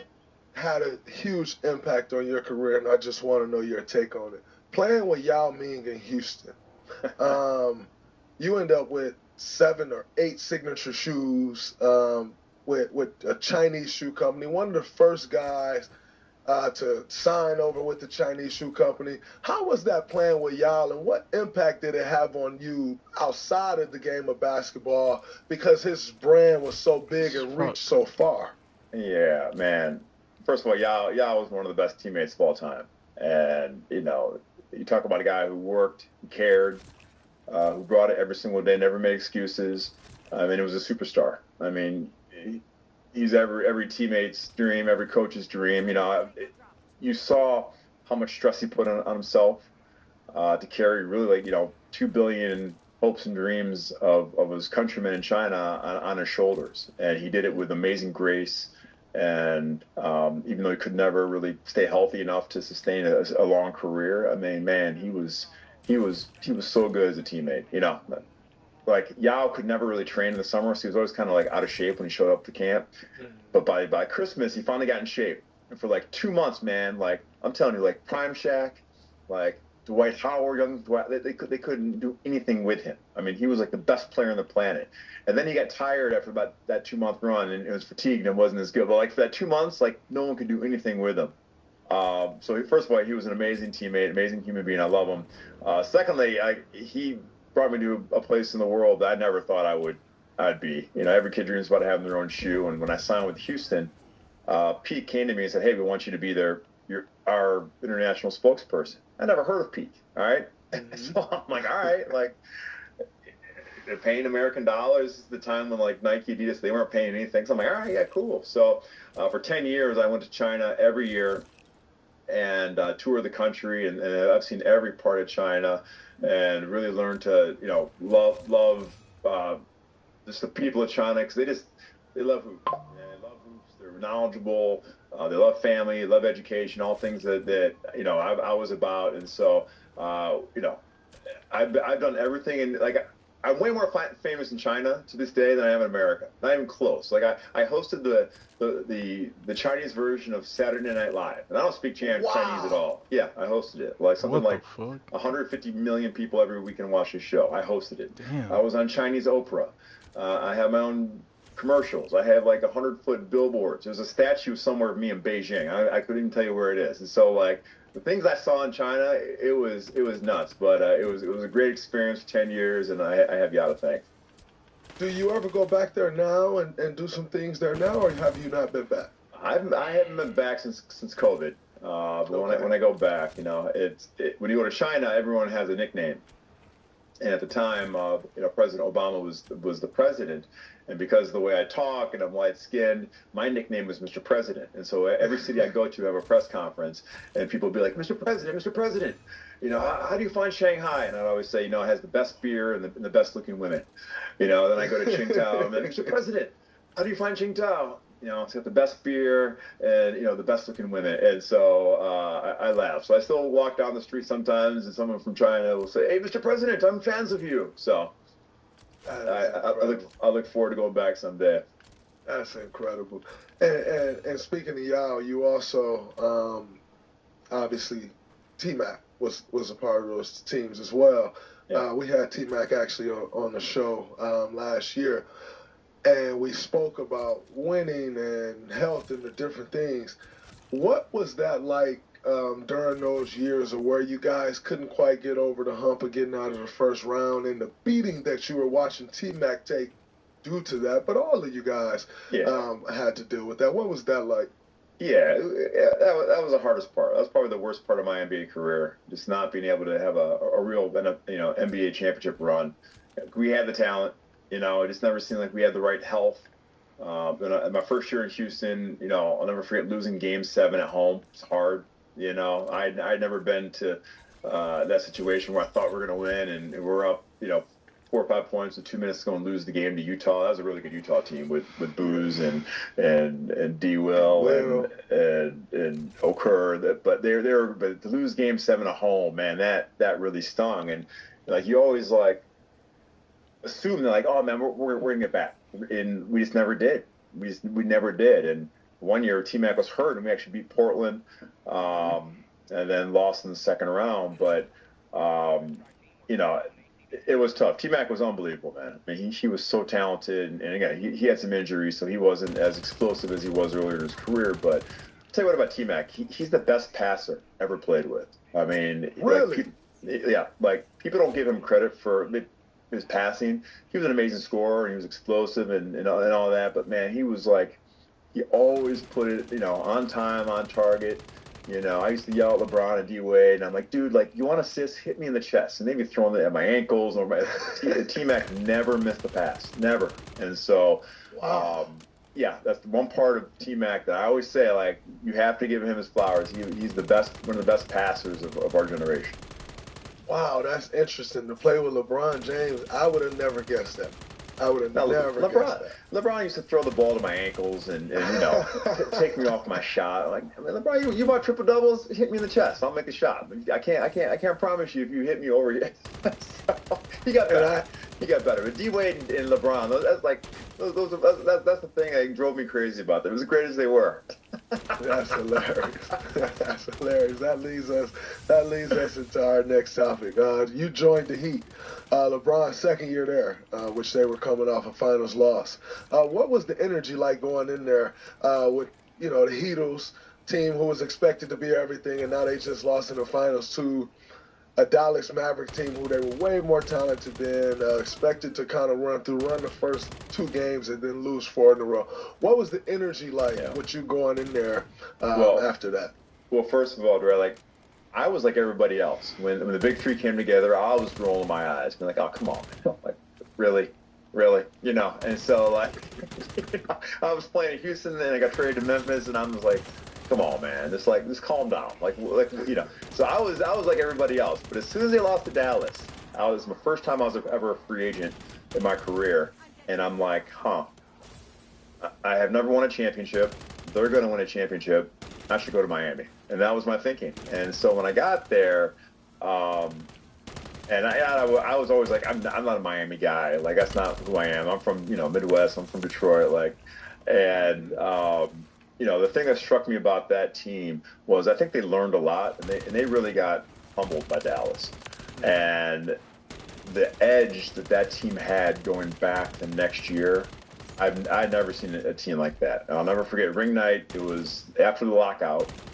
So first game, Christmas night in Dallas, ring night, and like those guys didn't want to see Dallas get the ring. So we're back in the tunnel back there in Dallas, and you could just see them, everyone just so angry, and like the edge you could feel, just like, oh man. And I look around, I'm like, oh man, we winning this. Yeah, we are winning this. And we came out and we beat Dallas pretty good, and that night, I got in the plane. I'm like, oh, we're winning. But like that team was so talented. They learned the lesson. Like, look, I mean, to be a champion, you have to go through the fires. You got to get, kicked in the face. You got to get up, and you got to learn, understand. Okay, to be a champion, like this is what it takes. It ain't just about talent. It's about here. And so, I think I was additive to that. But that team was so talented. But the hunger and the edge that team had was something I had never experienced. We've all had a frustrating experience buying tickets. Even me. You all know I love to go to concerts, shows, and it can be hard to find last-minute tickets. You shouldn't have to worry when you buy tickets to your next big event. Game Time is the fast and easy way to buy tickets to all the sports, music, comedy, and theater shows near you. I'm looking through the Game Time app right now, and it's really easy to find tickets at different price points. I know it isn't cheap to see the Dubs play anymore, but we got some fun matchups coming up versus the Lakers, the Mavericks, and more. Game Time is the only ticketing app that gives you complete peace of mind with your purchase. They have all-in pricing. Look, Draymond, some things I care about, and that's just not one of the things, bro. Take off was it seemed as if D Wade kind of took a back seat. Like, Bron, listen, it's your show, you go. I'll second fiddle in the sense now, people use it negatively. And if you want to win championship, your second option is just as important as your first option. Yeah. But it seemed like D Wade kind of took a back seat and let Bron go. Was that something that y'all discussed? Was it just like did it just kind of come out? I think if you saw that team the year before and they lost to Dallas, there wasn't good flow. And it was almost like they were afraid to step on each other's toes, right? So it was like D Wade's turn, and then it was LeBron's turn, and then it was CB's turn. And so from a basketball standpoint, it just seemed like they were always like fighting against each other, right? So I think they came back the next year, and like D Wade is like, he's one of the most, he's so cool, man. Like, he's got all the confidence in the world, where like he knows like what everyone's saying on the outside, but he had the confidence to say, dude, I'm a Hall of Fame player. I'm, a top 3 or 4 shooting guard of all time. Like, I'm gonna get mine. I'm gonna be fine, right? And so I don't think he stepped back, but I don't think he was concerned about like whose team was it. And that's the hardest thing. I mean, playing with Clay, with Steph, and Hall of Famers, like at that level, I mean, you guys are all Hall of Famers. It ain't about like one guy, right? And it's just like, like I'm a dude, and at the end of the day, I'm gonna do what I'm gonna do. And so that was what D Wade and what CB and what Bron did. And just, I think that confidence in losing to Dallas allowed them to be the best versions of themselves. So let me tell you, like, those guys were motherfuckers, at different times in the year, like, motherfuckers. And their greatness was unleashed because they just say, you know what, I'm a dude, I'm not going to worry about anything else. Mm-hmm. Right? Absolutely. I mean, is that what your experience was? 100%. It's funny because I actually used this analogy. Like, one of the main keys to our championship is this. And Maverick will use this example. Maverick Carter. Maverick will say, "I'm really tight with Mav," and Mav will say, "Man, I have a lot of respect for Clay." And this is when we're going through the runs. He said, "I have a lot of respect for Clay." I'm like, "Man, tough as nails, right? Like he shoot the lights out the ball." And Mav's like, "Yeah, but no. The reason I have a ton of respect for Clay is," he said, "because every night, two guys walk into the bar.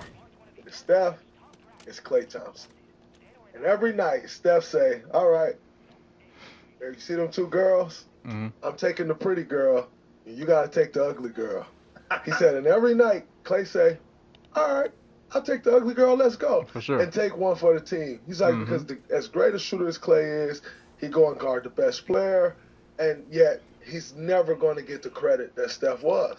Not one time did he ever complain about it. Not one time did he ever feel like, man, I need to be this or I need to do that.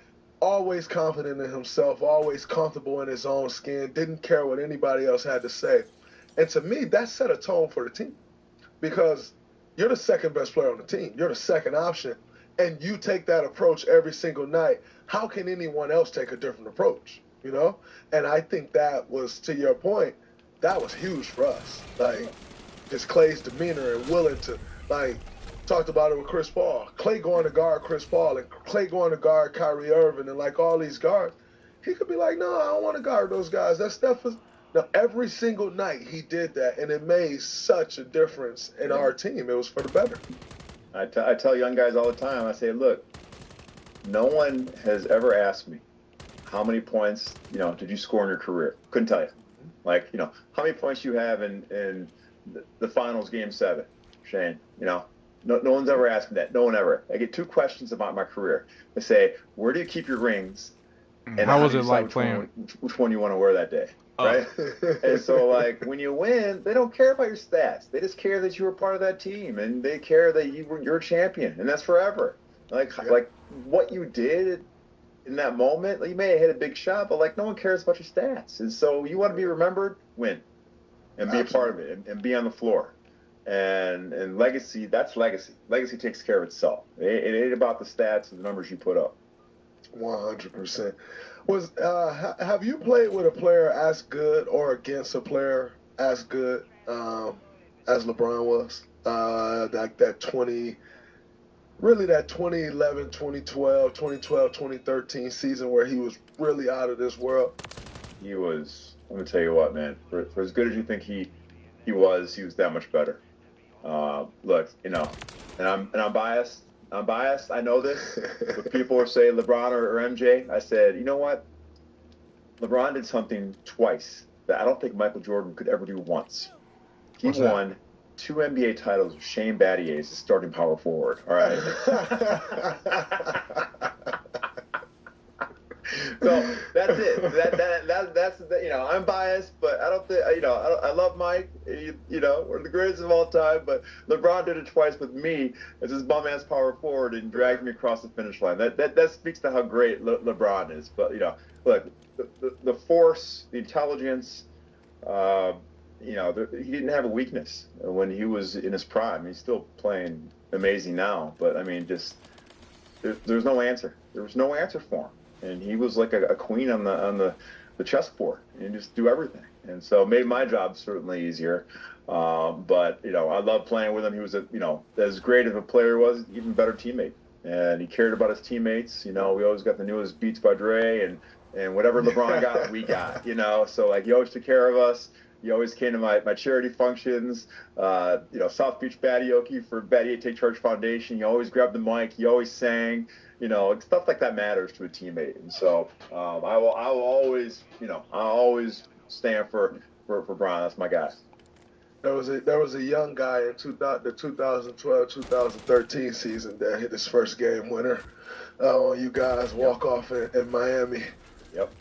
Felt really good about that. I remember that. I messed up that coverage. It still haunts me. Like I always prided myself on always thinking and doing the right thing, and it was a switch. I was guarding you actually, and Steph was coming off a screen, and I prematurely switched off, and I shouldn't have. I stayed home, and you slipped and finished, And D-Wade just looked at me like, "What are you doing?" And I was so hot. I'll never forget that as long as I live. That's the only time I think I messed up at the end of the game when it mattered defensively in my entire career, and it still haunts me to this day.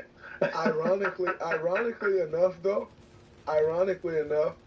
I don't think I would have gotten open on the slip if anyone else was guarding me. Because you're so ahead of the play, right? You're like, oh, I know Steph is coming off. Yep. And the reality is it should just be a simple red. I know. Someone else would have messed the red up, and Steph would have came off open, and you're so ahead of the play. So it actually worked to my benefit that you were on me and were so forced. Still remember that. That was a highlight for me, by the way. When I hit the layup, I was telling myself, like, ooh, I'm about to walk off. Man, I ran with my hands up. Such a great moment for me. Too soon. But you know, and just speaking on playing with LeBron, and you were called a Kobe stopper, and you've talked about being stuck on Kobe Island before. Don't start that, man. I don't need that on my Instagram feed, man. Don't start that talk. But what do you think? What do you think differentiated Kobe from everyone else? Like there were obviously other tough covers. Paul Pierce was a tough cover. Before you played with D-Wade. D-Wade was a tough cover. Before you played with Brown was a tough. What made Kobe so much tougher to cover than all those other guys? You know, and I did not like Kobe. We were frenemies. We had this like weird passive aggressive like relationship. I never spoke to him outside of the gym, but there was no one I respected more for his mind. Look, this guy was relentless, you know. And people ask me like, what do you miss about playing? And I said, getting in the bus and having those butterflies in my stomach, going to Staples Center, being like, man, this guy's gonna try to score 60 on me tonight. He's gonna try to embarrass me. He's gonna try to embarrass me tonight, you know. And so like, I always had to be my best, always. And if he scored 20, he wanted 30. If he scored 30, he wanted 40. If he scored 40, he wanted 50. Even if he 50, he wanted 60. I mean, like, he was relentless. And so there was never a player that I ever took a play off. You know, and I wasn't fast, but I knew how to play everybody, and I knew when I could sort of like slough off and take shortcuts. You couldn't do that against Kobe because he was so relentless. And so we had this really weird game that we played. Like some days he'd come out and be all buddy. Hey Shane, how you doing, man? What's going on? And the next day he wouldn't even look at me, right? And the next time he'd be like, oh man, what's going on? And so like he was always like ice and fire with me, just trying to throw me off. And I had the same mentality. I never looked him in the eye. I never said, I can't guard Kobe. He's so much better than me. And so in Mamba Mentality, he wrote about this, and I didn't read about this till after his passing. And his passing really affected me. So I always thought I'd have this time to have this conversation with him. So when he passed, it really, really affected me. And I read his page in Mamba Mentality where he said, talking about guys who were Kobe stoppers, and he said, Shane never talked trash to me because he knew that it'd fire me up. And he never admitted that, like, he could guard me. He's like, but I saw that as false humility, and I attacked him because of it. But I still respect Shane. So he wouldn't even. He's right. So he was going to find it right. anyway. So, like, he knew me without really even knowing me, and that's what was special about our relationship. And we never spoke outside the basketball court. I didn't know him; he didn't know me, but like we knew each other. We had this weird like dynamic on the court. And so, for me, he was the pinnacle of competition, the pinnacle of excellence, and he always brought the best out of me, and that's why I love him. Absolutely. Which brings me to my next question. I'll be remiss if I didn't ask this because it's something that really gets under my skin. And you just mentioned it. Everyone nowadays, people have a good game and they're like, yeah, I channeled the Mamba mentality. And I'm just like, yo, stop it. Like don't do that. Like that's not okay. And by the way, if Kobe was still alive, I don't think y'all would be saying that, because Kobe will call you out and tell you that's actually not it. But like, what do you make of all of these people going on TV? Like, yeah, I got the Mamba mentality, I'm doing this. Like, what do you make of that? Well, look, you know, Kobe inspired a generation. So all these young guys that came up, they grew up on watching Kobe, you know, and him hitting those jumpers and making big shots. And so to them, like, that's their dream. Like, you know, you and I watched, you know, the Pistons and Isaiah and Jody and you know, all these guys, the bad boys. That's what inspired us. All these guys were inspired by Kobe. And so, you know, in this Instagram world, you know, you think you know somebody just by watching them, and oh yeah, I'm going to be that guy. But like, there's only one Kobe, you know, and there's only one person that puts in the work and understands the sacrifice, understands the discipline, understands, you know, every single night what it takes, right? And to me, that's what Mamba mentality is. It's a relentless pursuit of excellence, and it's not about, like, you know, having a big game. It's about, like, this is who I am every single time I step out on the court. And that's the hardest thing. It's the hardest thing in life, hardest thing in basketball, to be that dude every single time you lace him up, right? And so, you know, I think it's cute that these guys are paying homage to Kobe, but man, do it for as long as he did it, at that level for as long as he did it, and then maybe we can talk. See, and you said that better than I could ever say it. Because you know what I say? I hate that shit. I hate when people say that. But you put that better than I've ever heard it put. It's about that pursuit of excellence every single night.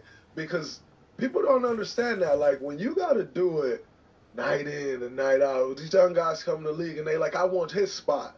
I want that thing. I want this money, that contract. Yep. And when you have to do that every single night, on a soft Monday, and you know who got the worst record?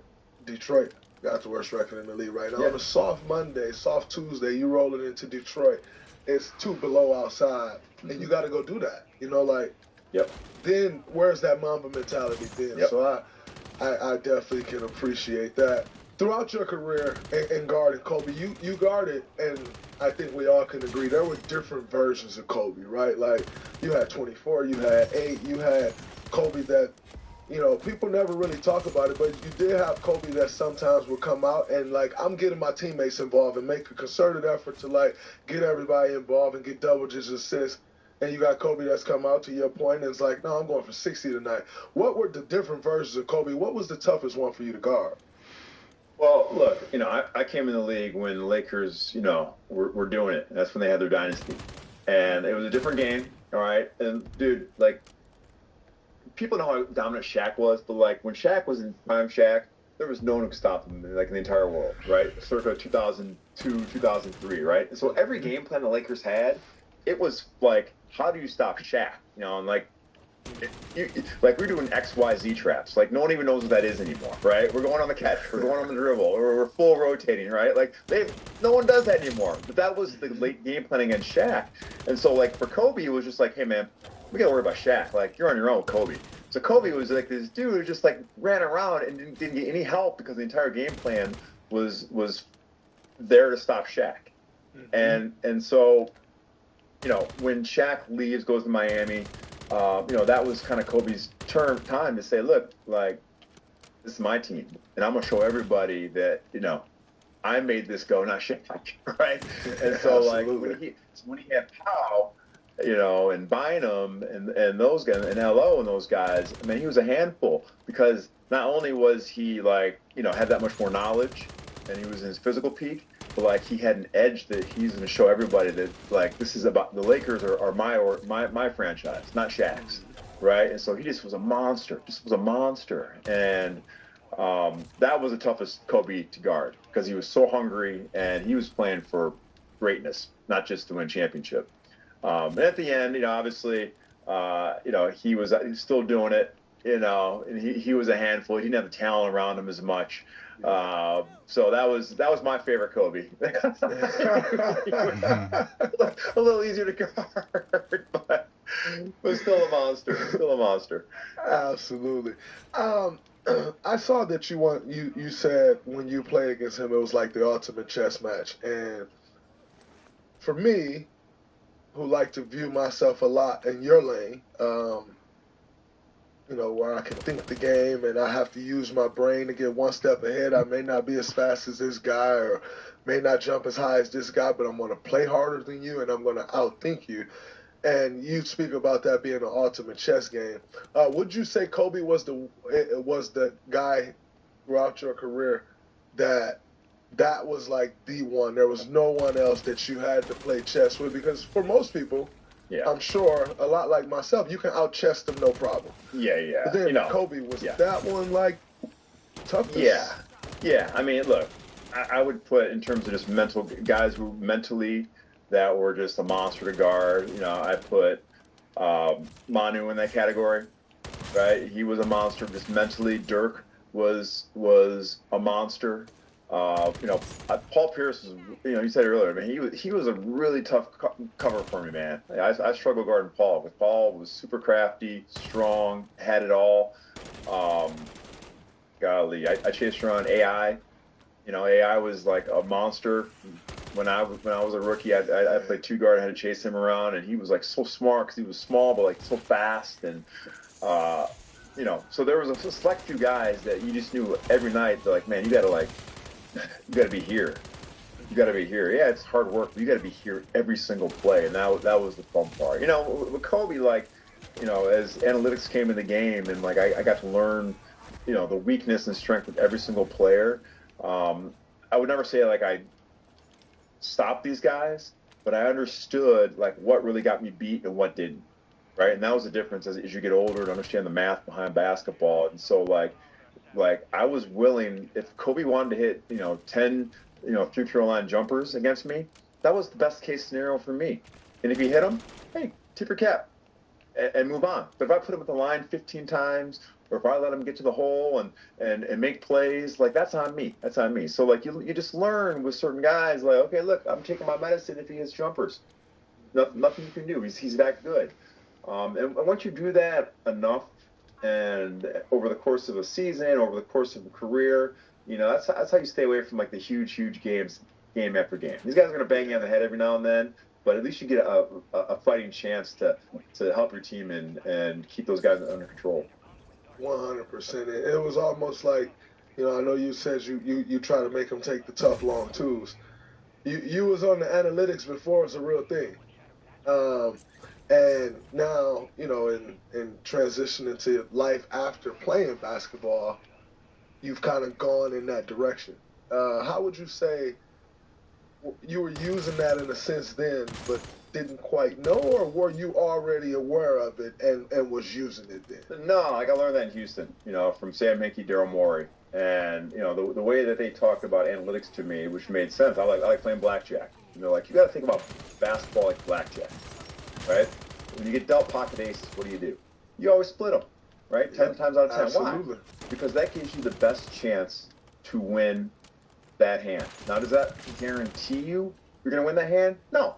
You get bad cards, dealer hits 20, whatever. But, it gives you the best chance, right? And so, there's everything in basketball is the same way.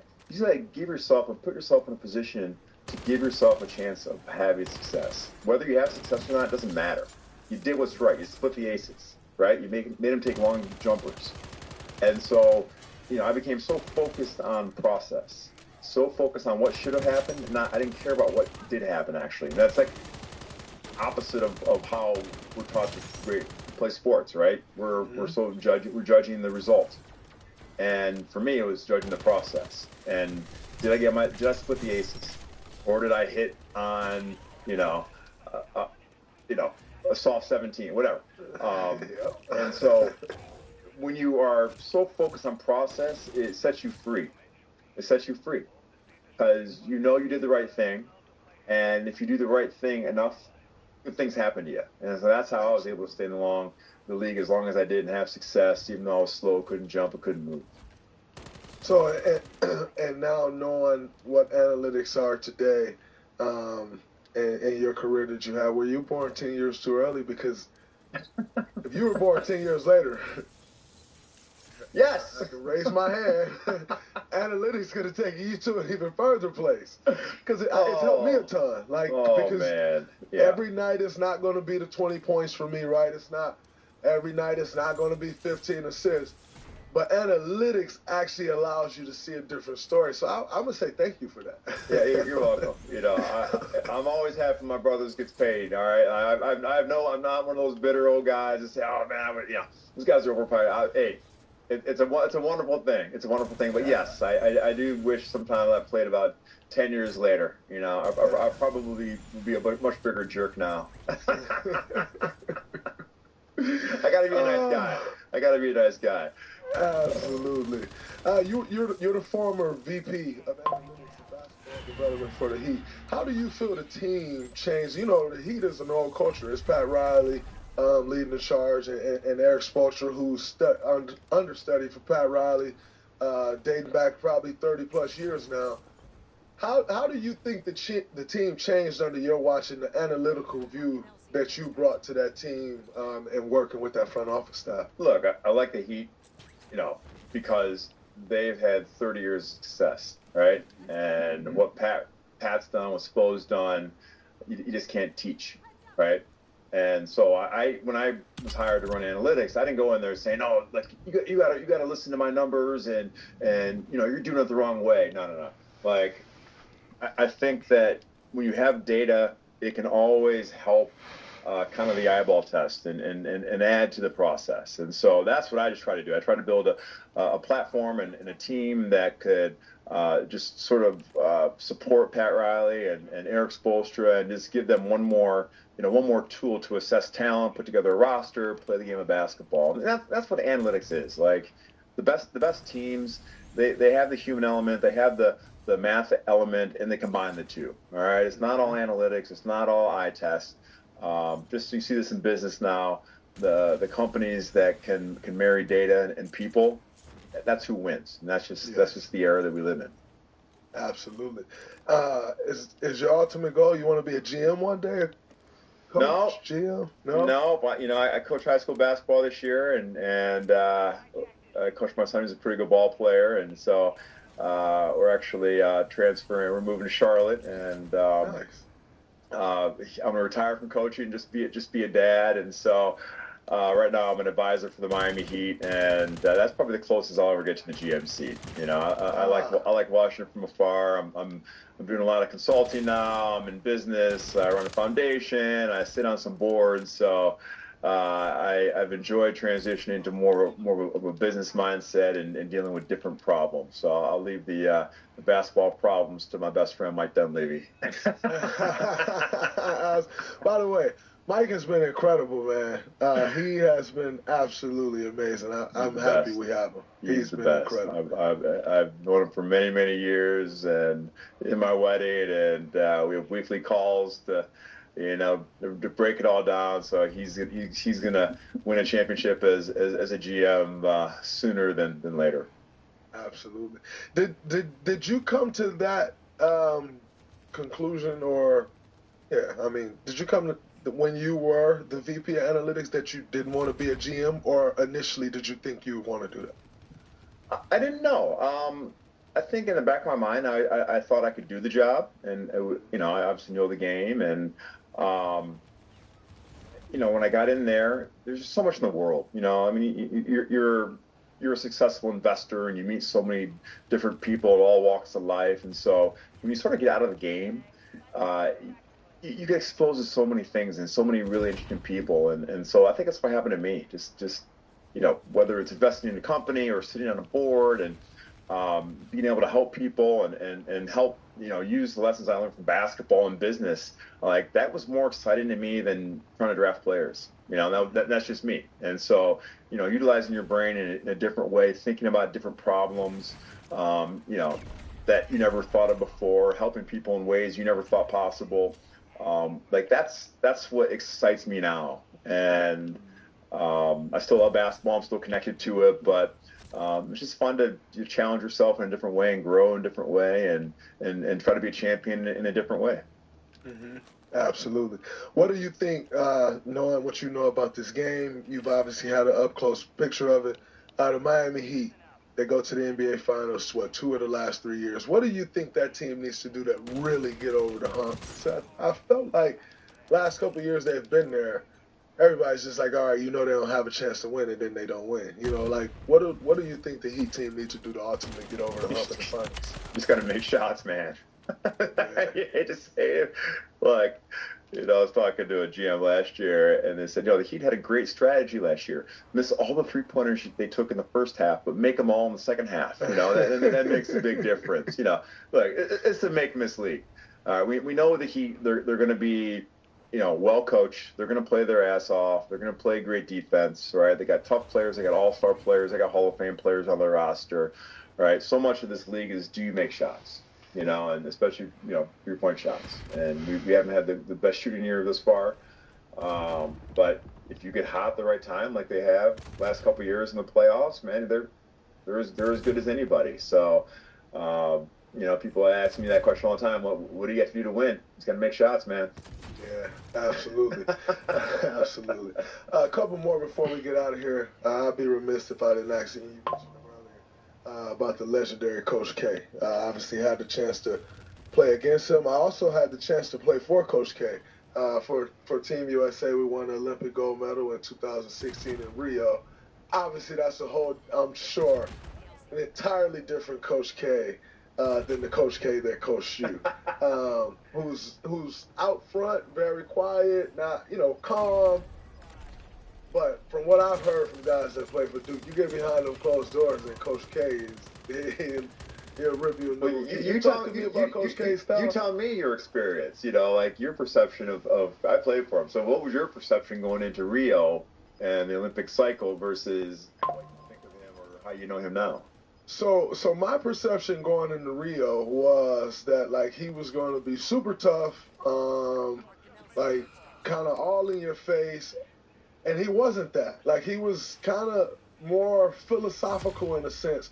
Now, what I did love about Coach K and what stood out to me more than anything was the pride he had for the shield, the USA shield, the pride that he took in that. Everything we did was about the USA shield. You're playing offense for that shield. You're playing defense for that shield. The way you carry yourself is about that shield. And so just the man he was, for me, stood out more than anything. But like I said, I don't think he coached us as hard as I've seen him coach Duke guys. Well, by that point, I played in his first international team, 2006 World Championships. Now, it's the only time he lost. He lost to Greece in the semifinals. And he learned a lot. So I think, mellow is the wrong word, but he learned how to deal with, Hall of Fame players much better than maybe he did back in 2006. But, what made Coach K, in my mind, the greatest coach of all time is it was never about wins and losses. He didn't talk about we have to win this game or we have to win this quarter. It was always about standards, right? And this is the standards of Duke basketball. And this is the only thing that we'll accept. This is the standard of USA basketball. We're not going to accept anything less than this. And as long as we play to those standards, wins takes care of themselves. And that was, we won 131 games and lost 15 in my 4 years. And we didn't talk about, hey, we have to win this game once. It was about we have to play to the standard of Duke basketball. And every person that came through the doors as a freshman, they learned, okay, this is what we expect to be. I'm sure it's no different than Coach Izzo, walking into Breslin Center. This is who we are, and this is what we do. This is how we act. This is how we train. This is how we think. This is how we talk to each other. And when you do that over the course of multiple recruiting classes or years, that's the culture. And after a while, it's work to maintain that culture, but expectations, that's the most important thing. And so that's what I learned about Coach K, and it's always having a high standard for yourself, expecting the most out of yourself, and being part of something larger than yourself is much more important than any individual contribution that you can give. And after, I think, 40 years, a couple years ago, Coach K stepped down, and another one of your Duke brothers takes over, John Shire, who's the head coach. And I'll let you get out of here after this, but after coming behind a legendary coach like Coach K, arguably the greatest of all time, but at least one of. What is success for Jon Scheyer at Duke? Like, is he expected to live up to what Coach K did? Is success one championship? Is it getting the Final Fours? What is success for Duke after following a legendary coach that you all played for? Yeah, look, John has done an amazing job. All right, first of all, when we talk about the Brotherhood Shield, we're proud of our school, and because it's about the standard of playing for something larger than yourself, and we'd love to go to Final Fours and win championships, absolutely. But if the process is right, it's not shortchanged, and you do the right things, and you got to be a little bit lucky. If you do all these things, success follows, and it's not about doing it the right way or whatever. It's about doing it the hard way. It's about doing it consistently, and that is the expectation as an alumnus and everybody who's come through that program, that we expect John to do and what John has done to this point. So we're behind Coach Scheyer. It's hard, man. It's hard to win with all these young guys, and you're trying to teach life lessons for kids who are there for a cup of coffee, and that's just the nature of college basketball now. But Coach Scheyer is going to win. We're behind him. I respect that. Man, Shane, like I said before, this is an honor for me. Growing up in the state of Michigan, always hearing your name, always being able to turn on the television and be like, man, that guy comes from here. He made it. We can make it. One of the heroes for me. And so I can't thank you enough for coming on the show. We'll have you back anytime, but just thank you. This has been a complete honor. A pleasure. I learned a ton. Thank you so much for coming on the show. I really appreciate it. I appreciate you, Draymond. Thanks for representing the state of Michigan. And, like I said, one of the all-time greats in the NBA, man. You make us proud. Thank you. I appreciate that. Thank you.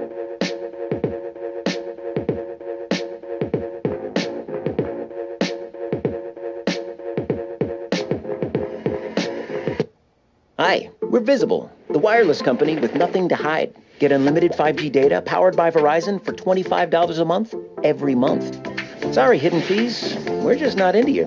Sometimes the choice is just visible. Switch today at visible.com. Welcome back to Alive on our special edition. I'm with CJ Stroud. First and foremost, welcome to the Edge. And I want to wish you a huge congratulations for being our AP Offensive Rookie of the Year.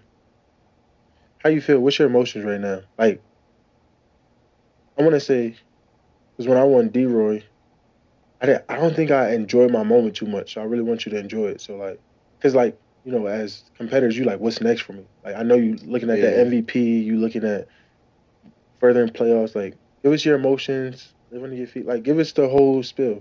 Like, yeah, I'm excited, but at the same time, I wanted more. Like, I feel like getting my name in the MVP race early, after we played the Bengals and we carried on for a little while. I don't really pay attention to stuff like that, but when I got my concussion, I got to look, and I feel like I should have been up for offensive player of the year too, just, at least in the finalists. But I'm still very grateful, at the end of the day, like, still a great award. Jameer, Bijan, and Puka, all great players, but like you said, bro, I want what's bigger, but I think it's just the beginning for me. Listen. And I'm excited. I'm telling you right now, it gets harder. Yeah, it's harder. It's not a surprise anymore, huh? It's not a surprise no more. No. It's where, listen, you done smacked them in the face. They know you. Arm talent, amazing. IQ, amazing. Not surprised. I expected this out of you. In the draft show, I said, CJ, this was the best. I told him that you could take Will Anderson, which he ended up winning D-Roy, so congratulations, Will. Right. But I said, you restart that franchise with CJ Stroud. Appreciate you, bro. And then when they traded up and got Will, I was like, oh, that's a duo. And I'm super happy I was able to accomplish that offense D-Roy thing, and that was a special moment. I wonder if we even got the moment up. Because this is just off the top right now, because I'm happy for you. You like my little bro, and we play in this All-Star game next week. Here we go. And the things, that's what I was waiting on. And I'm going to pause this before I even say it, because it's going to come out crazy. Come on, bro. Before I even say it, the things that I'm about to do to you on that court is about to be. Whoa. It's about to be. Hezzy, jab, pull up, fade. I'm gonna let you shoot the basketball. That would be the dumbest thing. You want to go to the basket. You can't shoot, Micah. That'd be the dumbest thing you can do. That'd be the dumbest thing you can do. You literally are a wild animal. I'm a spot up shooter. No, you're not. And I can go off the dribble. Well, I'm gonna make you dribble. I'm gonna make you go left. I'm gonna tell you what I'm gonna do. I go left. That's fine. That's in my arsenal. Don't tell me too much of the game, but I get excited. Excited. The moral of the story, you can't stop me. Doesn't matter. Like, the only way I can be stopped is, like, I missed a shot. Yo, what was the first thing you said when you gave your speech? Gotta thank God, thank my Lord and Savior. Yeah, you need to go talk to God, because you need to repent for lying like that shit right there. Do you think this is football? Like, you need to go repent. Oh, it's like that? It's like that. I'm like that. CJ. Micah, this the same dude. We were supposed to play one-on-one together. I told him we have to play by possession. So if you miss a shot, you can't go get the offensive rebound. The possession is over. And he's like, no, it's not real basketball. It's one-on-one. Of course it's not real basketball. Then, hold on. I told him, okay, let's go strictly jumpers. No, I don't want to go strictly jumpers. And I'm like, all right, then let's go 3 dribbles. No, I said 5 dribbles. No. Like, are you scared of me, bro? What's going on? Are you straight? It just tells me that you're limited. I'm limited. How am I limited? You're limited. It's one-on-one. No, I'm not, you're limited. You're limited. You're trying to limit my abilities to capitalize on yours. Play me in a real game, real rules. Get your rebound. I believe in hustle points. I believe in driving points. That's momentum. Bro, that's if I miss and get my rebound, that kills your momentum. It makes you work harder. Of course, anybody can keep playing one-on-one when they're fresh. Hold on. I want to see when you tired, your hands is on your knees. Can you play defense then? We are not in the NBA, my dude. Nah, because it was a wager. If it was just a free game, you're right. We could do 3 dribbles. No, it was supposed to be 10,000 on the line, right? 10,000 on the line. So I'm going to play my heart out for that 10,000. I hear you, bro. So, no, I'm not playing on that. You got to understand, one-on-one basketball is not done by no possessions. You have to play with possessions. You know what that's like? That's like you can't dribble 100 times. How much you weigh? We're not having this conversation. No, how much you weigh? You're way more athletic than me, Micah. You ran 4'3". I probably run like 4'7". Like, what are we talking about? Okay, but how much do you weigh? How much do you do? 225. I did it 19 times. Come on, bro. I can do it 3 times. Like, what are we talking about? It's because you're way more strong, way more athletic. Like, bro, you're gonna beat me to a rebound. You're gonna run me over. But listen, listen. How much do you weigh? Weigh 225. 225. So imagine we're having a fight, right? This is a boxing match. We're having a fight. If I drop down to 225, but I'm naturally 250, but you're saying I can't rehydrate back up to 250. It's a catch weight. Like all these rules and stipulations that you're trying to do to win the fight. This is hold on, you're going from boxing to basketball. It's the same thing. You're putting stipulations to win. If any hooper out there is watching this video, you know how one-on-one basketball is played. You either play 3 dribbles, 5 dribbles. You play by possessions. This is just that's friendly. That's friendly pickup. He's from Pennsylvania. You're from the middle of nowhere. I get it. That makes sense now. That's friendly pickup basketball. You're right. Friendly pickup. You're right. 3 dribbles, have fun, kiki gaga. You guys play in the snow and y'all don't have rims. You guys have tires as rims, and the nets are homeboy just going like this, and he just catches the ball under. You disrespecting my city like that? No. I respect. We got real hoopers. No, we're way better hoopers. Easy. And we're better football players. This is what we dance right here. Hey, you!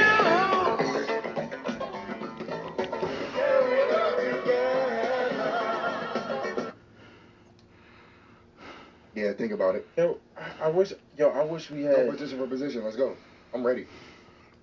We're the best football player to ever play the game. Okay. Running back. Who you have? Marshawn Lynch.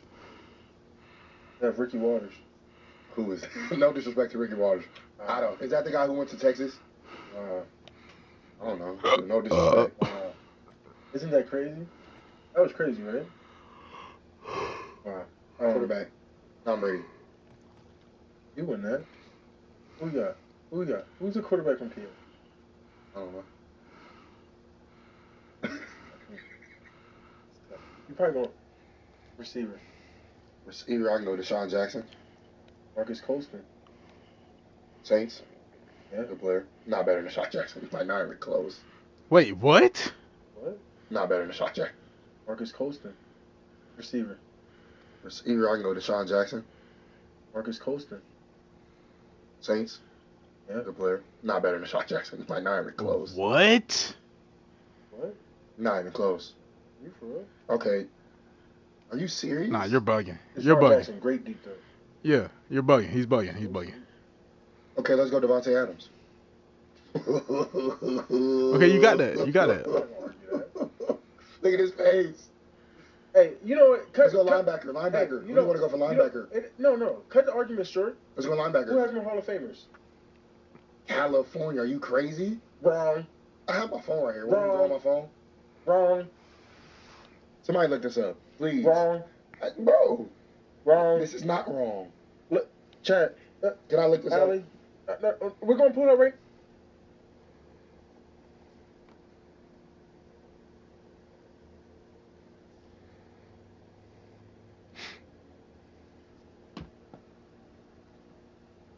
Right now. She's going to pull it up for me right now. Who has the most Hall of Famers? Tell us right now. I know the answer. What you want to bet? Who has the most Hall of Famers?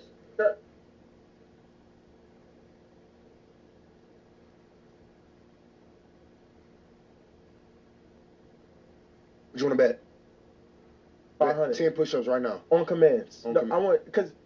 Let's do it on command.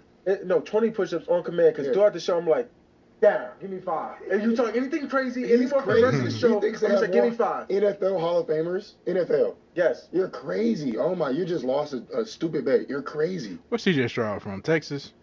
He's thinking about it, literally. She said it's a tie. You're from California? No way, it's a tie. It's a tie. I'm not listening to you just because you have the earpiece on. She has to come in here and tell me. She said it was a tie. No way. She said it was a tie. He's lying. Look, he's lying. She said it was a tie. She said it was a tie. It was 28-28 or something like that. The man is lying. It was something like that. Let me get my 20. Huh? Can I get my 20? Is the Haymaker recommended? If the Haymaker's... I'm pretty sure the Haymaker's recommended. You're a liar, Micah. It is. Pause. No, I just want 5 right now. Just give me 5. That's a 3. Give me 3. Give 3. All right, we're good. That's 3. You want me to help you put the earpiece back in? I was so confident in that. I'm telling you. I was so confident. You need help? No, I'm good. I'm good. All right, just keep one in because you're going to be doing these push-ups. You're right. You got 17 more. Wow. I'm disgusted right now. Oh my gosh, I love it. I am disgusted right now. I love it. I love it. I am disgusted right now. Thank you. Wow. Oh man. What else you want to bet? California's just a better place. Bro, better. How's it a better place? The only person I respect, PA, Marvin Harrison Jr., Julian Fleming. And my guy, Kurt Heinisch. Shout out, Kurt Boswell. CJ just... He's from the real PA. I'm scared for CJ. I'm scared for CJ. If you just gonna be riding Ohio State's coattail the whole time, just say that. I've been talking about California. I haven't talked about Ohio State yet. You said Marvin Harrison. Where's he Kurt from? Heinisch didn't. Kurt Heinisch plays for the Texans, my guy. He went to Notre Dame. No, but the two people you said, they're from PA. What I got love for? My teammates. You don't love your teammates from PA? You went to high school with? Are you selfish?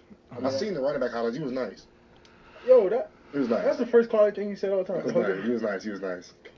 He was nice. So My dog was nice. They should have told that. My dog was nice. So if you played defense, what would you play? You know, I play defense. I play safety. And I'm not like... Well, 4.8 speed? Okay, hold on. I didn't say 4.8, dog. I'm about 4.6, 4.7. Hold on. Yo, 5 minutes ago, you just said you was 4.7. Can I explain why I was a good safety?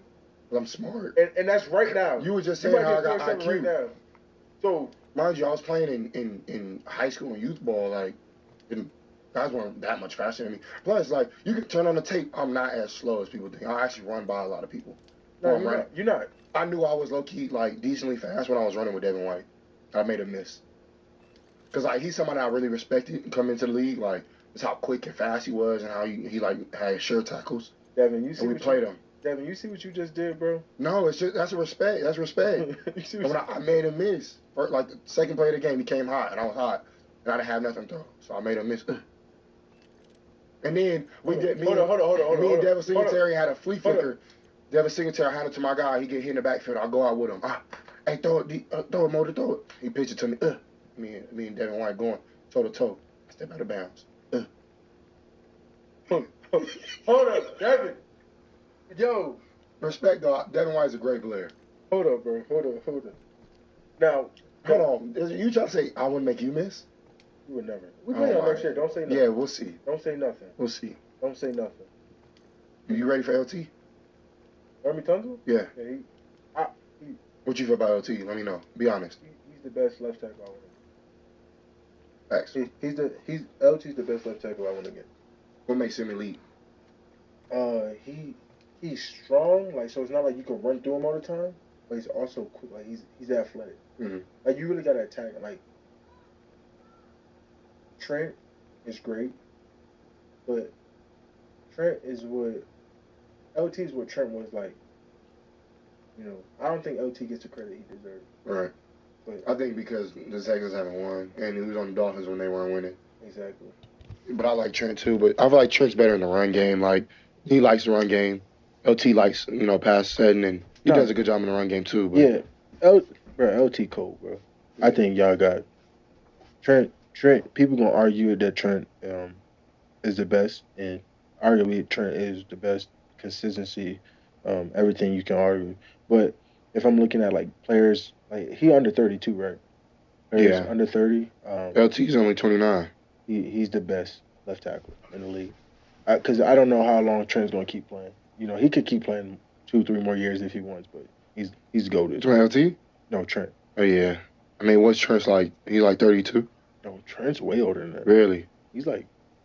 No, it's crazy. Him 35? and why Lane Johnson played right tackle. I just found this out. Who? Lane Johnson and the Eagles. Well.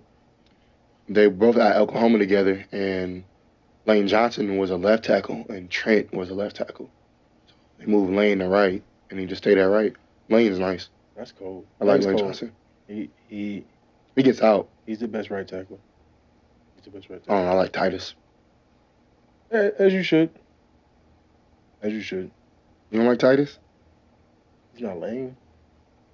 I haven't won against Titus either. So Okay. I can't give you that judgment. I can't give you that judgment. He played guard that game against y'all. Yeah, I never won against him. Mm. So it'll be a fun matchup. But let's get into it, bro.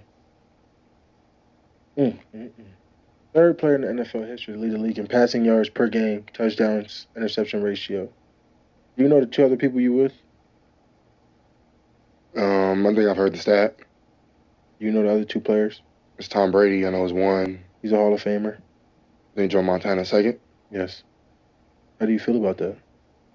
It's cool. Got to put in a lot more work to reach where those guys are at. But, I'm in my own lane. I do it my own way. But, I have a lot of respect for those guys. Those guys are legends. And, I want to hopefully do more, So it's a good motivation, to have two great quarterbacks like that. But, I got to make my own lane. And those guys are legendary. Yeah, for sure. And I think you're on your way. Take us back to that playoff game, bro.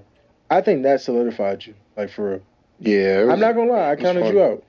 I seen it. I didn't personally count you out. I said that you were great. But I said they had a more, and you can say their defense is. Oh, they're amazing. They're nuts. I agree. I said I just had worries because you didn't have the strongest supporting cast because Tank Dell went out and I had a couple injuries and things like that. I can openly admit when I say I did pick the Browns. Like, I seen it. I was gonna text you, but I was like, I didn't mean nothing by it. No. And I know you didn't take it, so you actually showed me a lot of respect, which I appreciate. Yeah. You know how I feel about you, but that game, man, that was a special game. First division win. I mean, division title. In about 3-4 years, I believe. I think 2019 was the last time. So 5 years. Home game, home playoff game. That was really the first time I ever seen it like packed. Like every seat was filled. It's filled. You go on film. They have the scoreboard and like the people in the suites that are never in those suites really were in the game. I know you don't probably see that because you play for the America's team, but it was amazing, bro. Like LT was honestly the game plan. Like, hey, bro, we need you to be LT. shut down Miles Garrett. And, you know, he did a great job. I only allowed him one pressure. You know, I was back there, you know, making my reads, had a lot of time to decipher through reads. George Fant, my guy on the right, did a great job as well. You know, my whole line held it down. That was a great front. Jeremiah is old swoop. He's cold. He's nice. He's cold. He's super nice. He's cold. He's really good. He's underrated too. And I like, you know, Denzel Ward is great. Newsome is good.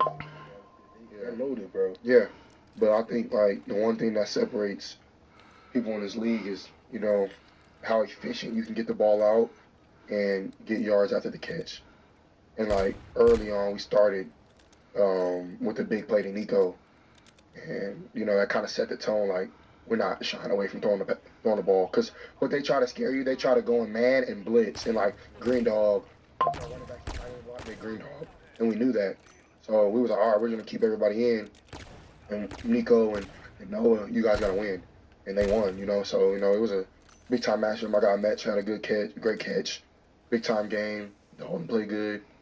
You know, so that was a great win for the Texans. You know, and a great win for our organization, our fans. But you know, we want that second one back against the Ravens. That was a great team. CJ, I think everyone who's watching the pod knows how good you are and how good you can be. But I want to talk about, like, what was it like before Ohio State, before the Texans? Like, who was your mentor? How did you grow? Who looked after you, like, you know, especially in LA?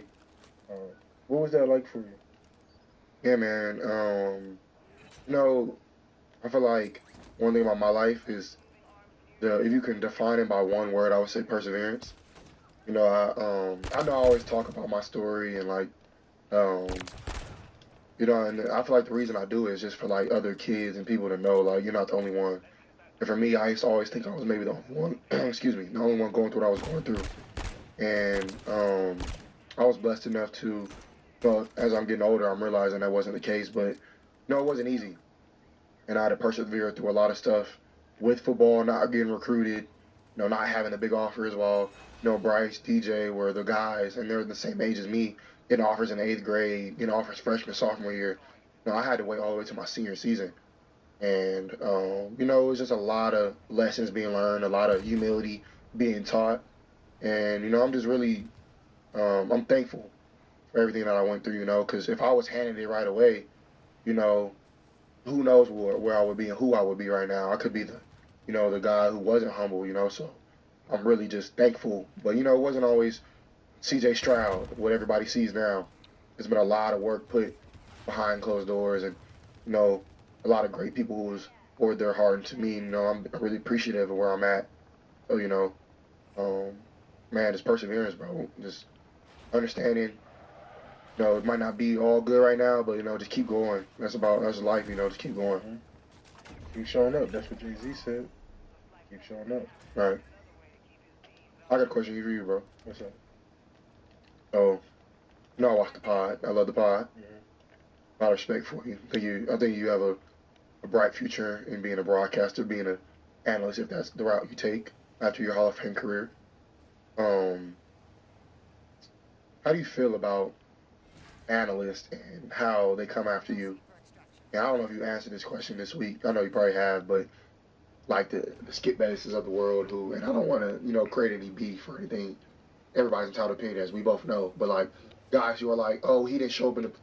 I think that's total BS. Yeah. So I just wanted your opinion on it. You know, what sells? Controversy. Hi, we're Visible, Negativity. the wireless company with nothing to hide. Get unlimited 5G data powered by Verizon for $25 a month, every month. Sorry, hidden fees. We're just not into you. Sometimes the choice is just Visible. Switch today at Visible.com. What sells? Clickbait. Clickbait. Who sells? Guys like you. So what narrative do they want to bring? Probably the negative one. The negative one, right? Mm-hmm. Best advice someone told me was, right? People love losers, right? Mm-hmm. When do ESPN, and I asked Stephen A, First Take, ratings are the highest? Are you asking me? Yeah. Are they the highest? When are they the highest? When they're being negative. And who lose? The Cowboys. I'm killing this right now, by the way. I'm getting everything right. It's simple mathematics. Now, Sure. Stephen A's never bashed me, but I'm talking about people want to talk about me. You know, they say, "Oh, you're the face of the Cowboys." They want to talk about the franchise because it sells. It clickbait. People don't watch it. You know why? Because people love to watch people fail. Like they like losers because then they're like, "Oh, that's relevant." Right? So what did I learn to do? People say, "Don't talk back to the negatives." That's not how I was taught. How are you taught? I was taught to stand ground, stand on your ground. If someone's like, if you got conflict with me, what you gonna do? I'm gonna confront you as a man. I'm gonna confront you as a man. I don't need to go on and that's different about my podcast. I don't need to go on my podcast and talk bad about someone or talk to them first. Right. Or I'm gonna ask about it before I, go to them. But like, I have nothing negative to say about anybody. That's just not me. That's not how I'm raised. And I'm not trying to drive no narrative that's not true. They want to say I'm not a guy.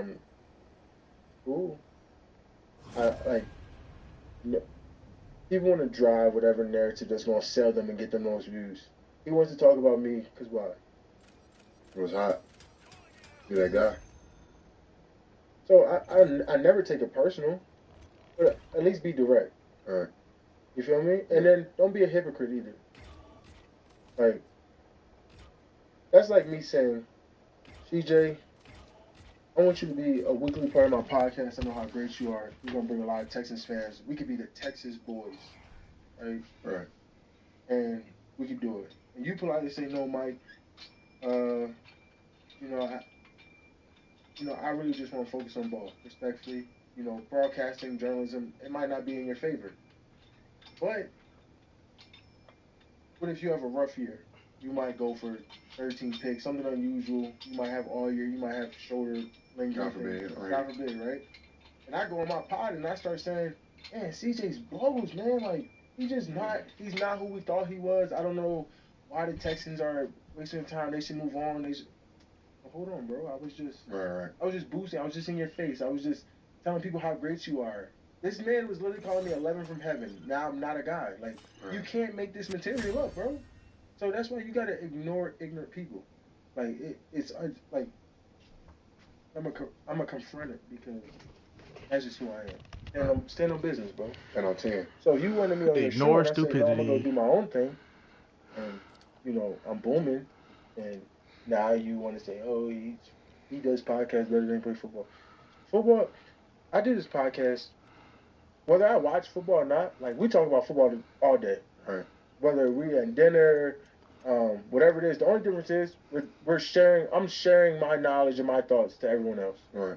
But who has the best knowledge about it? We do, because we're living it. Right. He don't know what's going on. They don't know what's being taught. They don't know what's being coached. Right. They don't know what technique they're teaching, like where we're really supposed to be. Like, no one knows unless it's you. Right. So, my biggest advice, which I had to learn, was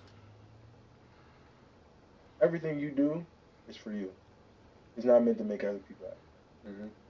And as long as you can live with it, like, that's what I learned about my pod. Like, I was like, man, like, we lost, man. Like, I don't want to talk about my loss. Like, you do, bro. That's how you grow from it. Like, you got to learn from it. You got to adjust to it. All that, bro. And that's something I would tell you, bro. Because our first 2 years, it was, he's top defensive player of the year. I'm going crazy again. I'm drawing way more attention because of what I'm doing, the scheme. They're like, oh, no, we got to slow him down. Right. The scheme begins. Why is it like that? It's real. I even kind of seen that this year.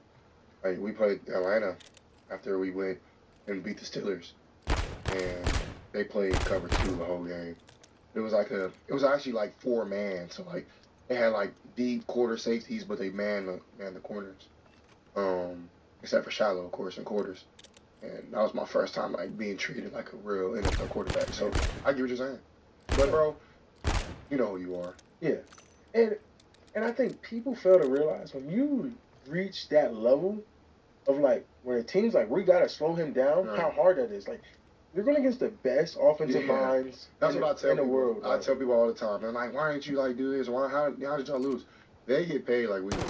They are NFL players like we are. Like, it's not like I'm not trying. Trust me. Sometimes it just doesn't happen.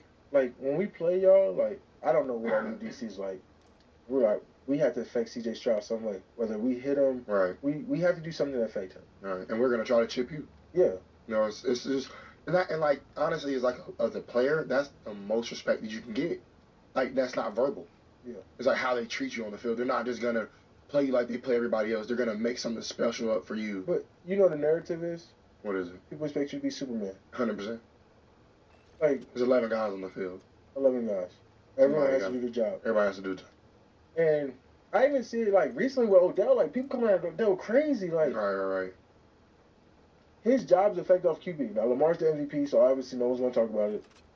Lamar had a great year. He's won MVP. But targets matter. You know, timing, pressure. Even being on the field. Like, Yeah, I don't really see him out there much. Like, if you have a design route, like, I know y'all be like, oh, we're going to look for you in this play. This is your play.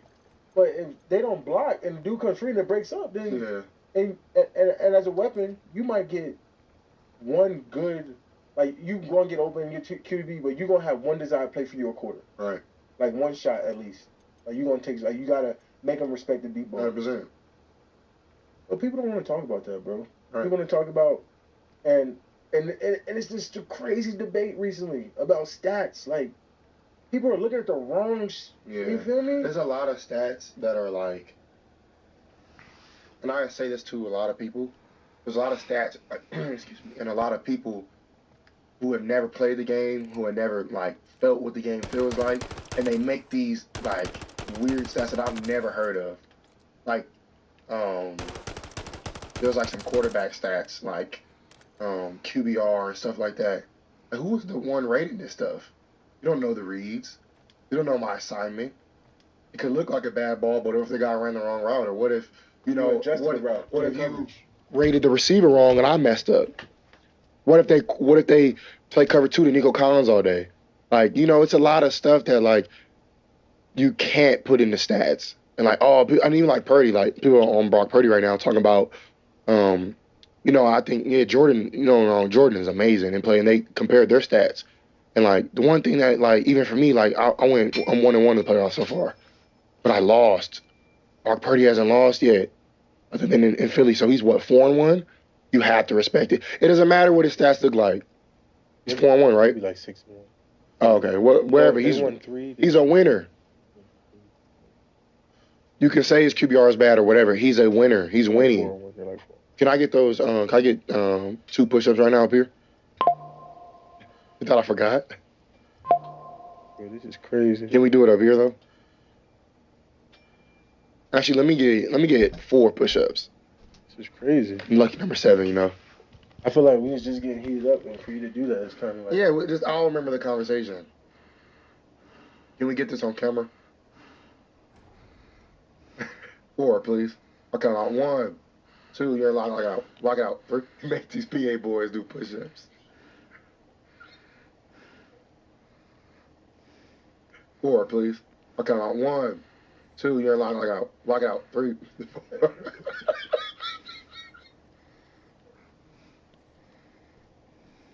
Cali gang, you know what it is, man. We make these PA boys do push-ups.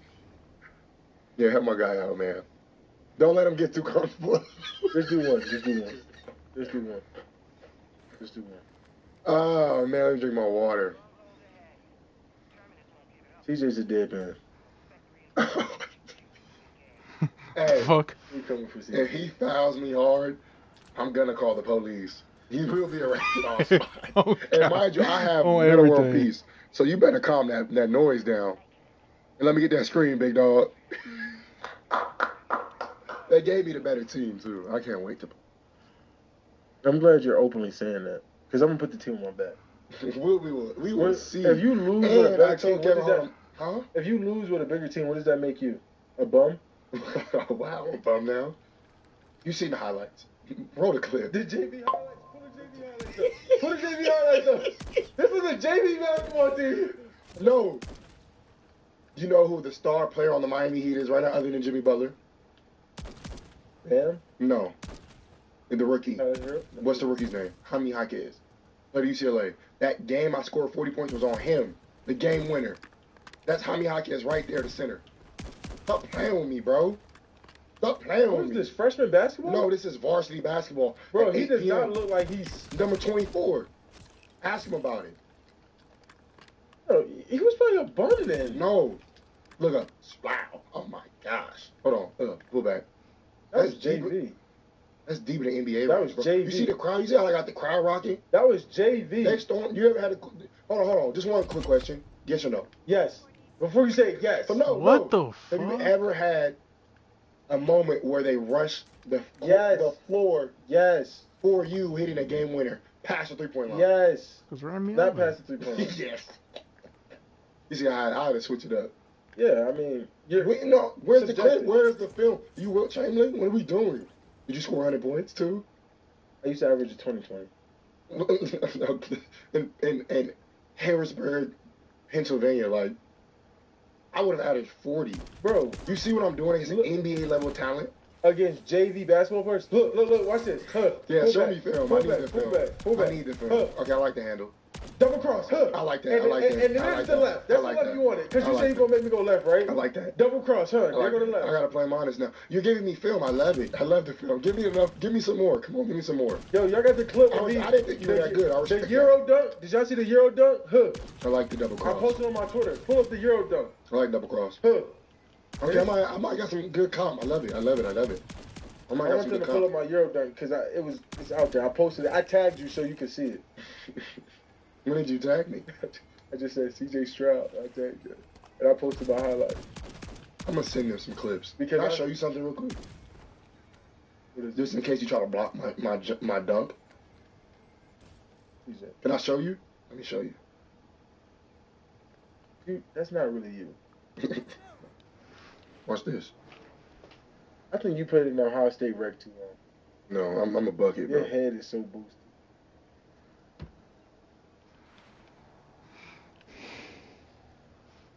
These look like JV kids. Oh my gosh. Oh my goodness. Let me play it for you guys. I'm going against the guys playing JV basketball. Stop fucking hitting me. We have a JV All-Star. One more time. You can get it.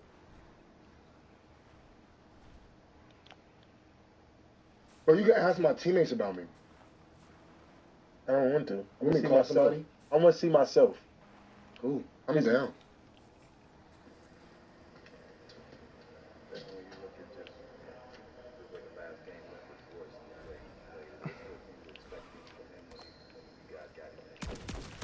Yeah. I mean, he's been here before. He's a veteran. He knows how to play the right way, and he's a do whatever it takes guy. So last game was defending at a high level and hitting big open shots.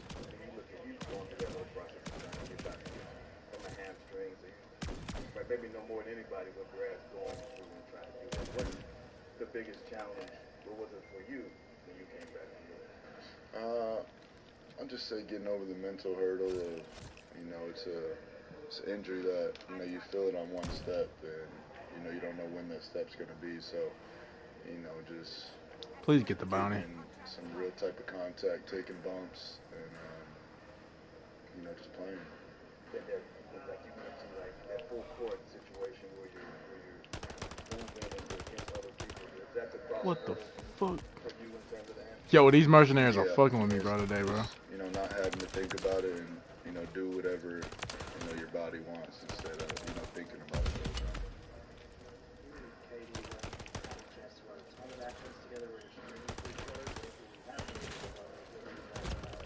Oh my God. Yeah, it's just another way, for, us to attack defenses, keep them off balance, and just having two dynamic threats in action like that just kind of, cause any type of confusion to give up any angle or any space that we can get to get a clear shot.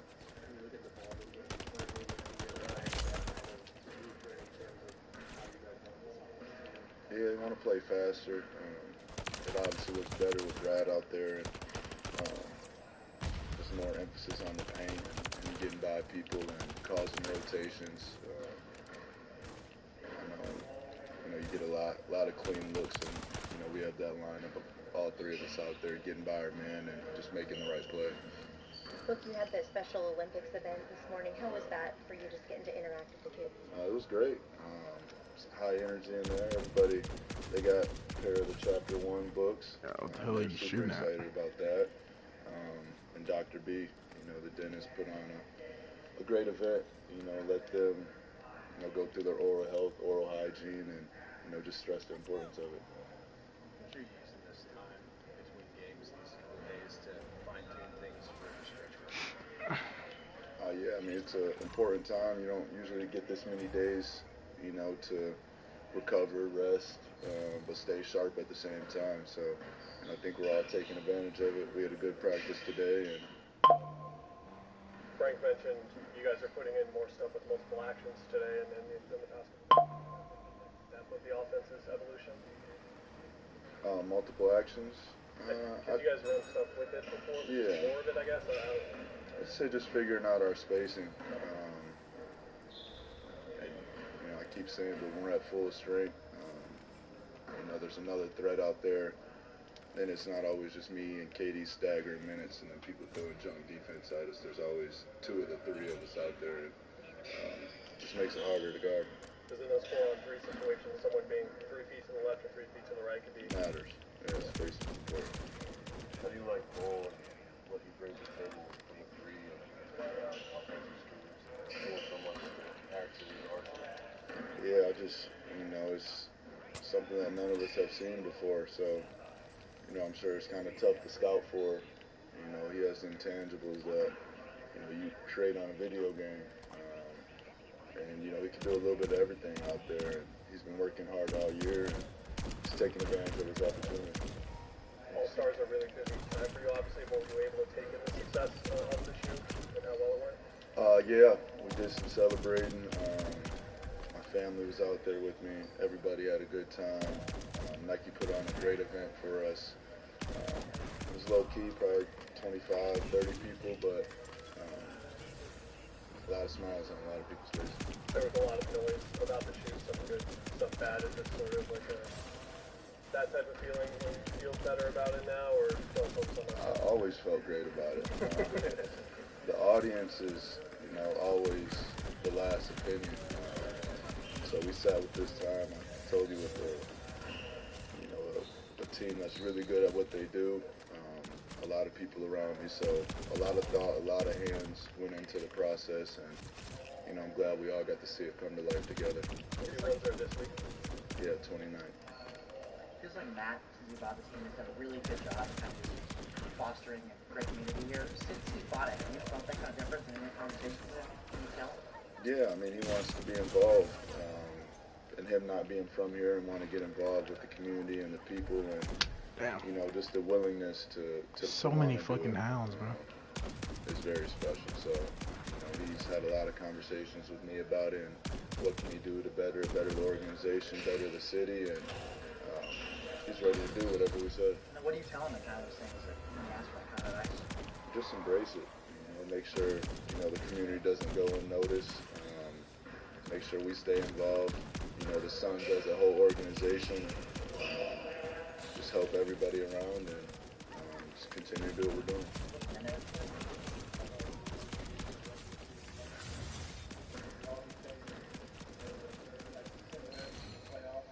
Yeah, that's why I like it.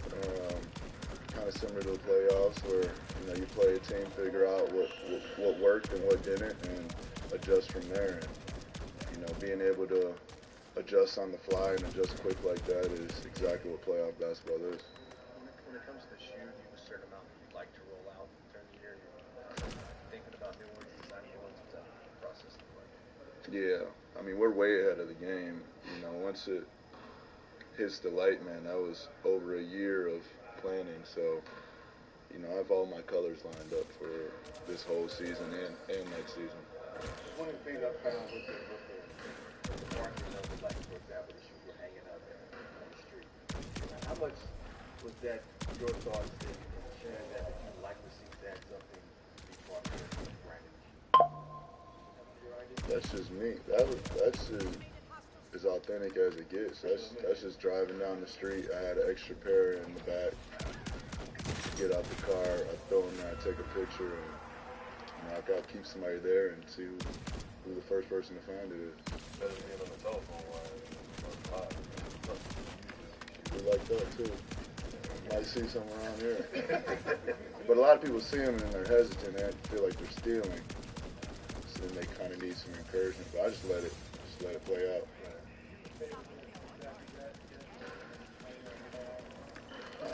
Sold out in 2 minutes.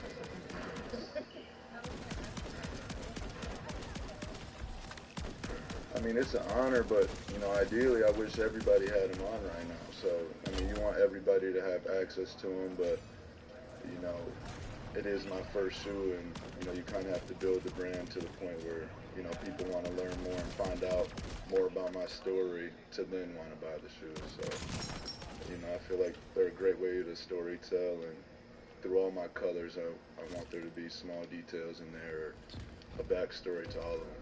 I don't know if you saw the clip that went viral of Monty Williams last night. As irate as he was after that loss to the Knicks, but you remember his first year and being that way with you guys, and making you harken back to possibly the days when you were the criticals like he is in Detroit. Yeah, it's a tough thing to do, because I've been in those situations where, you're on a losing team and, a referee might not care about, this game for you guys tonight, and, the odds are stacked up against you, and you're trying to fight for a win, and you're doing everything you can, and, it comes down to that. So, I'm sure the players love that, coach standing on that, and being out in the open with it. Those are the type of coaches you want to play for. I think overall it's been good. Especially on the defensive end, just trying to make impact, communicate as much as I can. And then offensively, spacing so these guys, can knock down their shots, and being a playmaker, and then, knocking down shots myself, and winning extra possession on rebounds. The whole thing around was you are a bigger guy. When did that start for you that I can handle that type of responsibility? I'll probably say, throughout my whole career, started young, but just taking the challenge. I feel like I'm one of the strongest guys, so I'm always gonna take the challenge to guard whoever. Race a rare 3-day break before the next game. How are you spending these days getting ready for the run? Just staying in the gym, making sure my body is feeling great, and just chilling.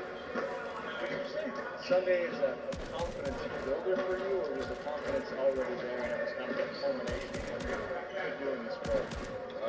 Bro, what's up with these mercenaries today, bro? If I get 2 games before I made shots, it'd be the same thing. Basketball is, highs and lows, but just, being myself, just being confident from here on out and playing my game. How do you approach it one game at a time, but also knowing the standings are up on the screen after every single game, knowing what the schedule looks like and the goals this team has? Try not to look ahead. Focus on that one game plan, execute, come out with a win, and then, everything else can handle itself. What have you seen defensively from the team so far, like points that have impressed you and points where you guys I think our communication, has been better. Everybody's, being on the string and connected. One guy, might sell out and somebody else got his back. Whether, it's Nurk or KD protecting the rim, us getting steals. I think just us being connected as a team has, brought up our intensity. It's worth looking at Bradley out and trying to work his way back. How will this change the team once he is back? For sure. Just the player he is, the person he is. He brings a whole different dynamic to us. We want him back and again healthy. So he's going to take his time to get back right. We got his back. You got to start the other night. Obviously, it looks like you kind of fit in seamlessly. What did you like about the work that you do? felt great. I mean, first start and win, but I mean, whatever group is out there, you know, I'm just going to be myself, play my game. I mean, no matter who's out there, just play the same way every time. I feel like the ball movement, the player movement was really good. What does having a big like nervous effect kind of contribute to facilitate that? It means a lot. I mean, he just creates advantage for, you know, us on the offensive end, making the right plays. I love Larry, bro. I mean, you know, he sees things that we don't see. So I mean, yeah, 7 assists last game. So I feel like he's gonna get a triple double here soon. Looking back at last game was the first time since 2009 that all 5 Sun starters hit 18 corner points. What did you just see from the collective team effort out there? I mean, I feel like guys were, you know, spacing for each other, moving the ball. I mean, you know, KD and Book get double team, you know, us creating advantages for them, knocking down double shots. And, you know, it's contagious when somebody starts passing everybody there.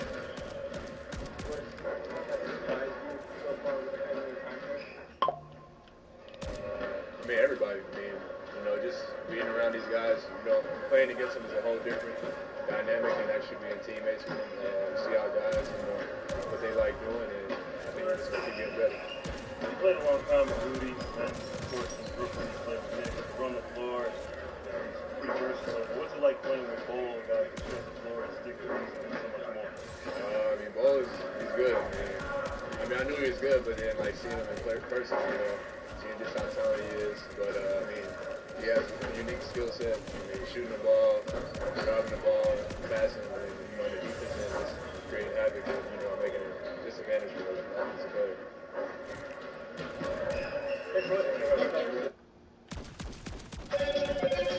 Motorola Razr is bringing you a different perspective.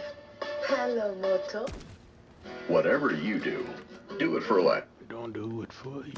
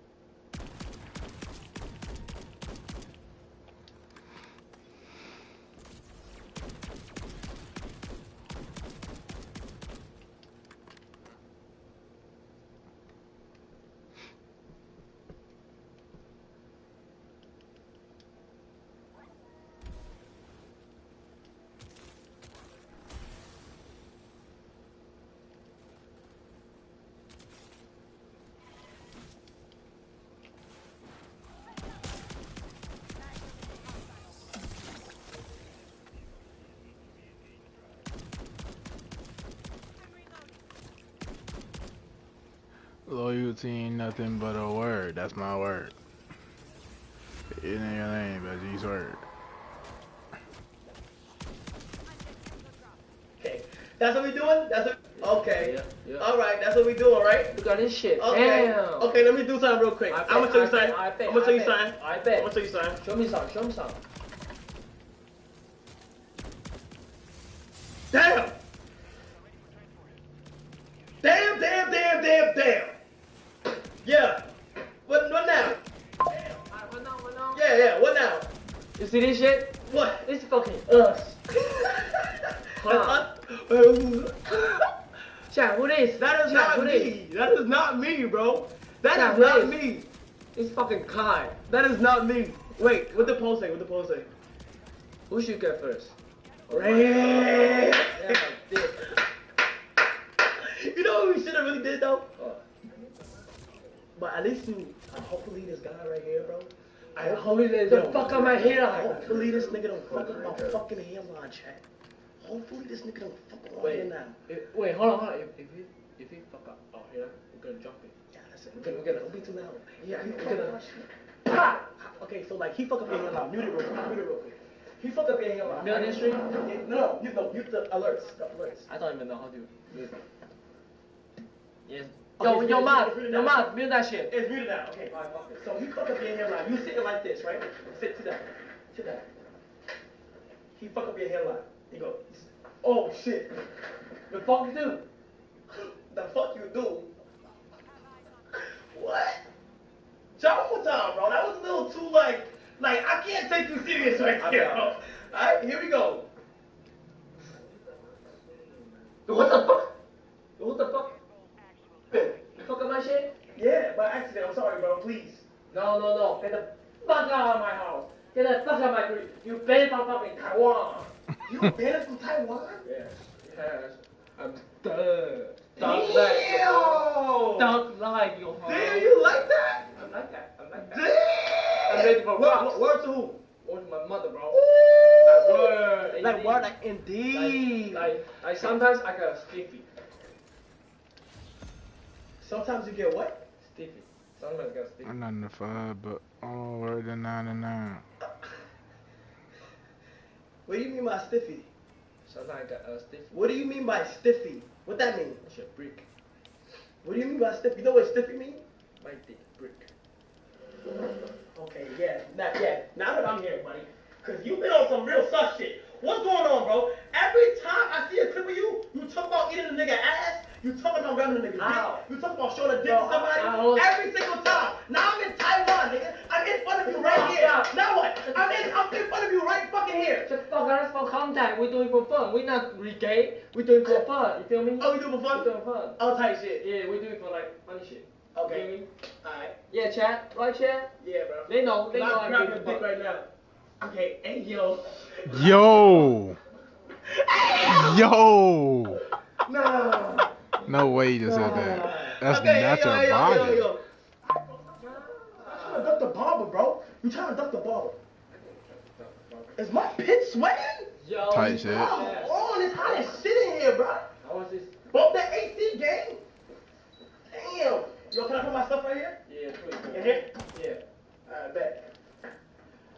Alright, so first person that's gonna be getting a haircut will be Raekwon Lee. Raekwon, you're not getting your regular haircut. You're getting a mohawk, buddy. You're fucked. A mohawk is this. Like that, like he gonna shave the sides. No, not this. No, Raekwon. I want to do a low one. I don't want. He already heard. No, he gonna do a fucking mohawk on your ass. No. I don't pick my haircut. I pick bald head. You wanna pick it? You wanna do it? Bald head. Alright, so you get a bald head. I get a bald head if you get a bald head. Lock. I get a bald head if you get a bald head. Fuck no. You're not doing that shit too. You're not doing that shit too. Hell no. Pussy. You're not doing that shit too. Look at you, pussy too. You wouldn't do that shit neither. What the hell? What the hell, Mama Ray gonna say when she see you with a bald head? She's like, damn. Wait. Hold on, everybody see you. They were like, damn, you get a fuck. Yeah. Okay, so look. Here's the thing, bro. Oh my fucking god. Let me see yours. Is it big? Nah. Damn. So chat, look, I got a vlog on the way, so y'all can see when I first get here and I meet Mama Ray, Papa Ray. Bro, Ray looks just like his mom, but moves like his dad. Bro, his movement of his dad and his looks of his mom, bro, is so funny, bro. And then tomorrow we go to school together, right? Yeah. Tomorrow we No go to school way. together. What time? Morning? Ooh, I forgot I didn't have a cell. Yeah. Bro. But look though. Hey, bro. Hey, look though. It's time, bro. It's time. Hey, boom. I do. I saw every New Yorker say I boom. And when they say I boom, they're gonna say a long story. Okay, so go. Nah, I just want to say, I don't want to try some new shit. You feel me? I'm not really saying nothing, but I'm trying some new shit.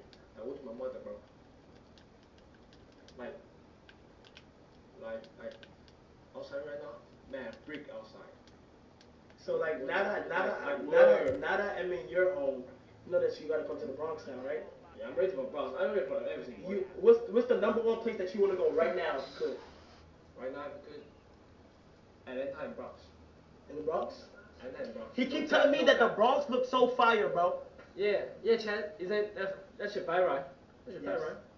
Alright. This summer we're gonna take over. Yeah, I'm gonna take over. The Bronx is literally the prettiest place that you can ever go. It's the best, bro. It got flowers, gardens. It got they got red CNET. You gotta stop doing that, bro. Like, at first it was cool, but if you do that shit one more fucking time, where's that shirt? You have the shirt still? Yeah, give me a shirt. Shut up. I just wanna ride. I just wanna. I just wanna. Show you everybody, hit it once, goes on, how to go, you gon' tell my vibe, like I'm in here, but I mean, say no sign, even you pausing, 1, 2, 5, 1, 2, 3, 4, 12, 5. Baby, we get fucked. Fuck Kai, right? Yo. No more fuck out here. No more fuck Kai. No more fuck Kai. It's good Kai. It's good Kai. That's a terrible shirt, K-San. That's not a great shirt. These are K-San? Huh? K-San make these? No, K-San isn't there. Oh. K-San isn't there. You move tacky, bro. Bro, am I about to die again, bro? Hold on, bro. Chris? Yeah, fuck Chris. Well, you can easily do another one of that, bro. El Kai? But that's not El Kai, bro. Why does he have a fuck Kai shirt here, bro? That's for what? That's fucking El Kai. No, it's not. Alright, let me get Barbara. Oh, what do you mean? Huh? Yo, bro, I can't do this shit, bro. I can't. I'm just scared. I'm actually scared. Chat, I cannot do this shit, bro. Chat, I can't do this shit, bro. I can't, bro. Bro, what if my shit gets fucked up? Like, what? You come in? You come. Dude, I'm stupid. Lord, thank you.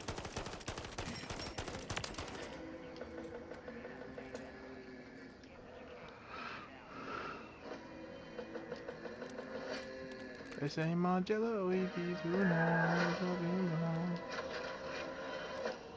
He be through now.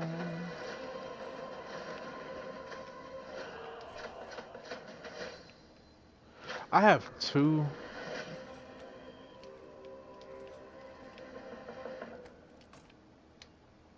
Yo, I never had barber in my house. Come back here. You never had a barber in your house? That's a safe. You never had a barber in your house? This motion. Nah. Wait. So I have a question. Wait, come over here real quick. Everybody watching real quick. Yeah. Wait, what's your name? My name's Aaron. Aaron? Aaron. A-L-A-N? Yeah. Alan. Yeah. You from Taiwan? Yeah. Have you ever cut a black guy before? Yeah, sure. You have? Yeah. Word? Trust me. Okay. I'm gonna trust you, bro. I bet. I'm gonna trust you, bro. Okay, Ray gonna go first. Ray said he want a bald head, just take off everything on top. And just, no, he said he want the fades only and take out everything on top. So just like this, and then everything goes on the top. You say he want the bald. No. Look. No, we can't do that. No, we have to be serious here because, like, for real, like, you feel me? Like, I'm doing like fade, like, you feel me? Like the fade, right? Regular fade, and then crispy hairline. Please don't mess me up, bro. Please, bro. I've never got a haircut out the country of the U.S. So I'm trusting you, gang. Okay. Alright. Fucking shit. My nigga. Say it. What's that? What? I said, trust me. No, say again. My nigga. You know what Yeah. It's not by me, Cat. It's not by me. Hey, look at the camera and say, trust me. Trust me. Yeah, we're fucked. Alright, come on. Alright, go ahead, Ray. You first. Just give me a red here. Oh, shit. Yo, Ken, thanks for the 5 gift. Appreciate it. Oh, shit, Ken. Oh, shit, Ray. I think he good, bro. He look alright though. He like, got some swagger to him. You know what I'm saying? Yeah. How long you been cutting for? 7 years. Ooh, okay. You know how long I'm doing streaming for? How long? Like 1 month. Ooh, type shit. Yeah, 1 month. How much you streaming for? Like 3 years. Damn. I just hit 3 years. Yeah. Good shit, come. Thank you so much, bro. Don't hold me with the pocket. Oh, TTS. They want TTS on. I'll take it. That. I pay. Oh. It's on. It gotta be higher though. Price. I'm gonna reset. Chat. I'm gonna reset it for him so that everything is like refreshed and ready to go. And then TTS. How you put up the volume on the speaker? Yeah. There you go.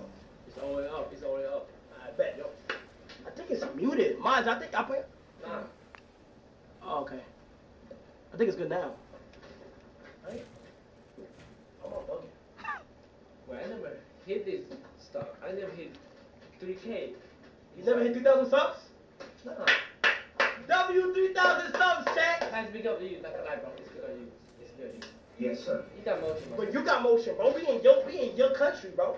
You in my shit. I'm in your shit, gang. Pause. You in my shit. Oh my god. Hey, yo. Ray get a cut. I'm scared. Oh, shit. Oh yeah. Oh yeah. Wait, not boy, right? It's not a boy, right? Nah, boy head. Shut the fuck up, boy. So what do you ask for? No, just a red cut. Like, no fade. Like, is that what you call no fade? Like, am I just...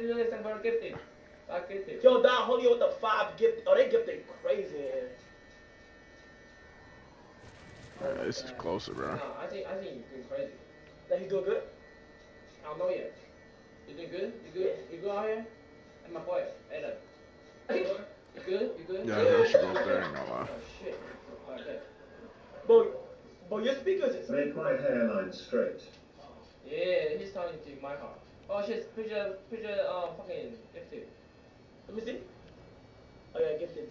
W gifted. And I can't beat. And it's early. What time is it where you're at, chat? It's 7 a.m. here. Oh my god.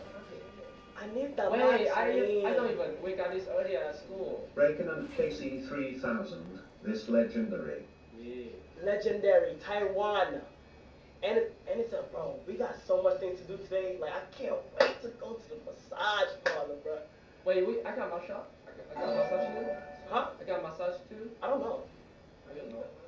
But we gotta Shit, go. same motherfucker and We gotta do a double date today. It's good that we get haircuts. Yeah. We gotta do a double date today, chat. Get on the right side of the road, you feel the I animal. talk English. I can translate. Yeah, you give me the translator. Hell What's good, Ray? I can fuck What's you up. good, Kai? What's up? Much love from Nashville fan. Nashville, the goddamn Where? building. Where? Wait, you said where? He said Nashville, Tennessee. That's in the U.S. Oh shit. Tennessee? Oh, I know Tennessee. You're the only 10. What? Never mind. When you see a girl that's like, are you What? from? When you see a girl, are you from Tennessee? What you mean? You gotta say, are you from Tennessee? I'm from Tennessee? You the only 10 I see. Oh, you're the only thing I... Yo, that's a good fucking pickup line. Or are you from Taiwan? You're the only girl I want. Oh! I want to stab you out. I want to stab you out right now, but I don't want to fuck up my hairline. Get that me up, I'm right here, bro.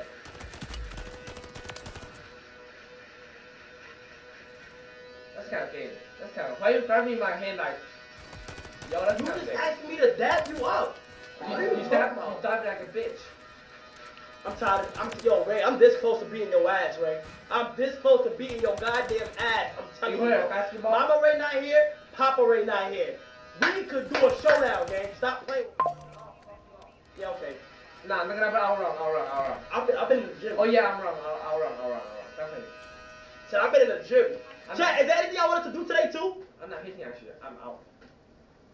Is there anything I want to do today, too? But we have a full day ahead of us, bro. Oh yeah. 1v1, 7-Eleven. Get Ray a tattoo. Hell no. Hell no. You can't get Ray a tattoo. Yeah, we're gonna do shopping. We're gonna try to land us a double date tonight. I don't know how we're gonna do that, but we're gonna try to do a double date. And then like good eats, shopping, feel me? Hey, Billy, Taiwan. I never do Taiwan. Oh yeah, I think. With Nick, right? Yeah. What's it bit? It's not very big. It's like I just show you around. Yeah. I need the box win. I can change it. But I don't know how to change it. I need the box win. I can change to What? What's changing just say? You go to video? What is it? You do video? Huh? What change just say to you? What are you This saying? guy do video is saying your shit. You know what I say? What are you saying? Your sub alert. Oh, my sub alert. Oh. The man is 3 feet. You put him in the chain, you 1.5. Yeah, the man is 3 feet. No, that's fine.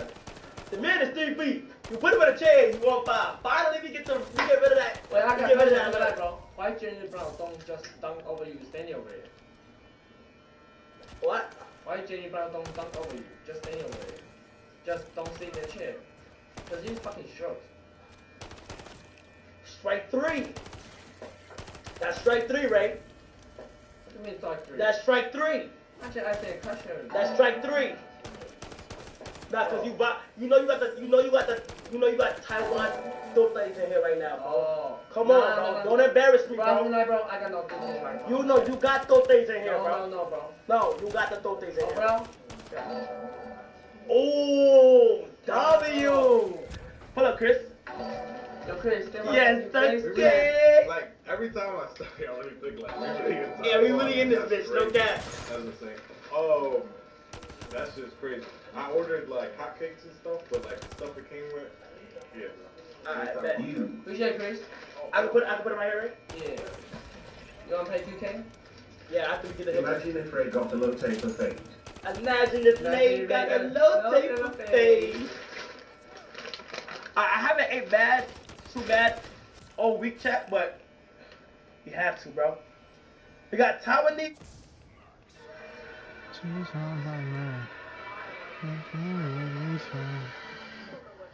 Must be sinking. I like him as a gun.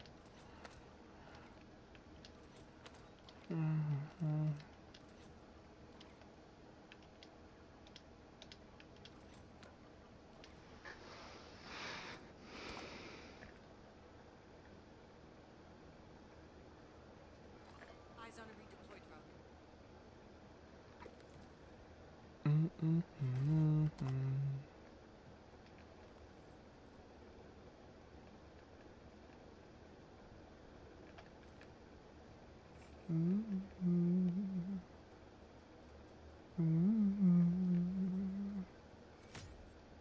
Oh yeah? White shirt, now red, my bloody nose, you're on your tippy toes, creeping up around like no one knows, thinking, what's this on both my legs, and you losing, what you place I don't want, I want when I'm wanting you, you're tough, I get really rough guy, just always on that bad time, keep you on the sad time, that time, my suggestion, on the bad.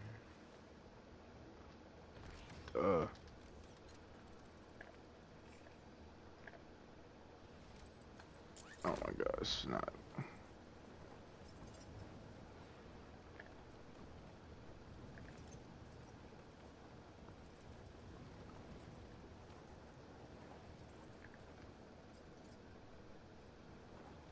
Oh, this is really risky, like real talk.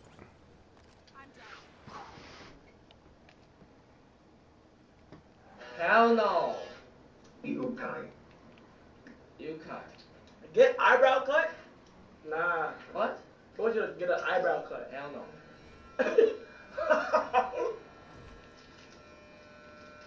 Yo, eyebrow cut? I used to get those, bro.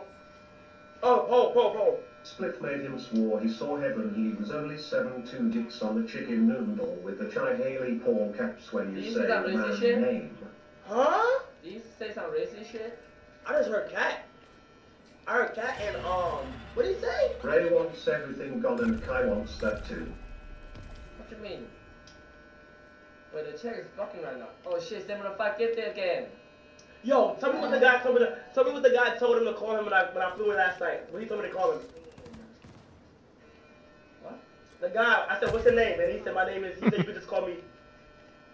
Bro, the guy from the crib. Ray, can you guys say Devlin is washed? Thanks. I don't want to say it because it was some racist shit. CH? Yeah. Yeah. I give it a pass. I give it a pass. You giving me the pass? I give a pass. No, I can't say it. I can't say it? No, I can't say it, bro. I can say it? Yeah, you can say it. Yeah, chica. Huh? Chica. Kai, you ever had to sleep Whoa. with so many rats and roaches biting you up all night that you can't even sleep? I'm tired of this, bro. I'm getting Roaches cancelled. on me as I type this. So I get canceled. No, he didn't say that. Oh, Chin Chang. Yeah, he said that and he said man. He said, I said, what's his name? He said, what you say? My chica? you just said it. I said, what's his name? And he said, my Chin Chang. Yeah, he said some shit like that. I give it a pass. I give it a pass. I can do it that? I bet. He said that I would. What's up, my Chin Chang? I'll give you the pass. Of what? Nigga. I give it a pass too. What's up, my Chin Chang? Yeah. Don't care what they all say. Nah, we know, Chad. We know. We ain't gonna let Raekwon Lee do that. I'm not saying again. Fuck no. Last time saying I'm stupid. Yeah, he thought Duke was gonna beat his ass. Then he get to the A&B house. I got beat. You got beat? He beat you up? Who? You said who? Duke. Nah. I got the 6-piece chicken nuggets. Seeing this from Yo, eat that shit. Eat that Silent meat. Hold on. Eat that meat. Swallow that meat. You said what? Swallow that meat.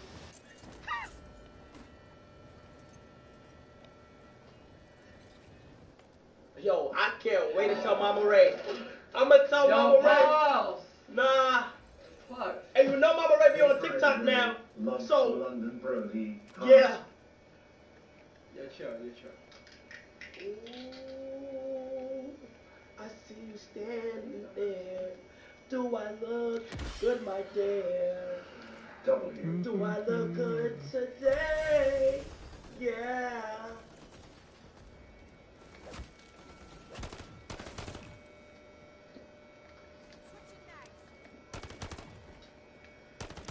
How does it taste?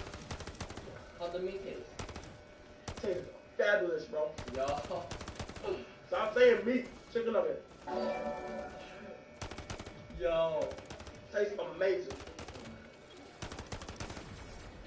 You think it's breakfast? It's a breakfast? It's a breakfast? On Madden being the worst in the world. So it's time to prove their role plays for 1K. Yeah, ain't nothing. Ready, get sturdy or go bold. Rick, guys, let's check the fuck out. Today's weather report. Nothing changed.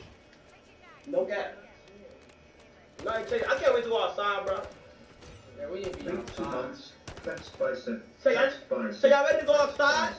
Best bicep. I'm ready for outside. It's time for morning right now. Time for morning. What time? What the fuck? W Stream W Taiwan W Kai W Ray. Yeah.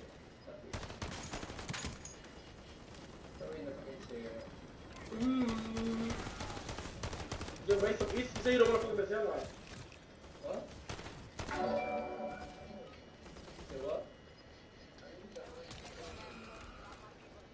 What's the He's face? one inch away from What's the making face like? contact with his arm Rotel into Yo, back. Carl, what's the face? He's fading to the skin. He's fading to the skin. What do you say to my New chat? York in the building. What do you fucking say to my chat? Oh my god, they say GG? Yo, chat, what do you say?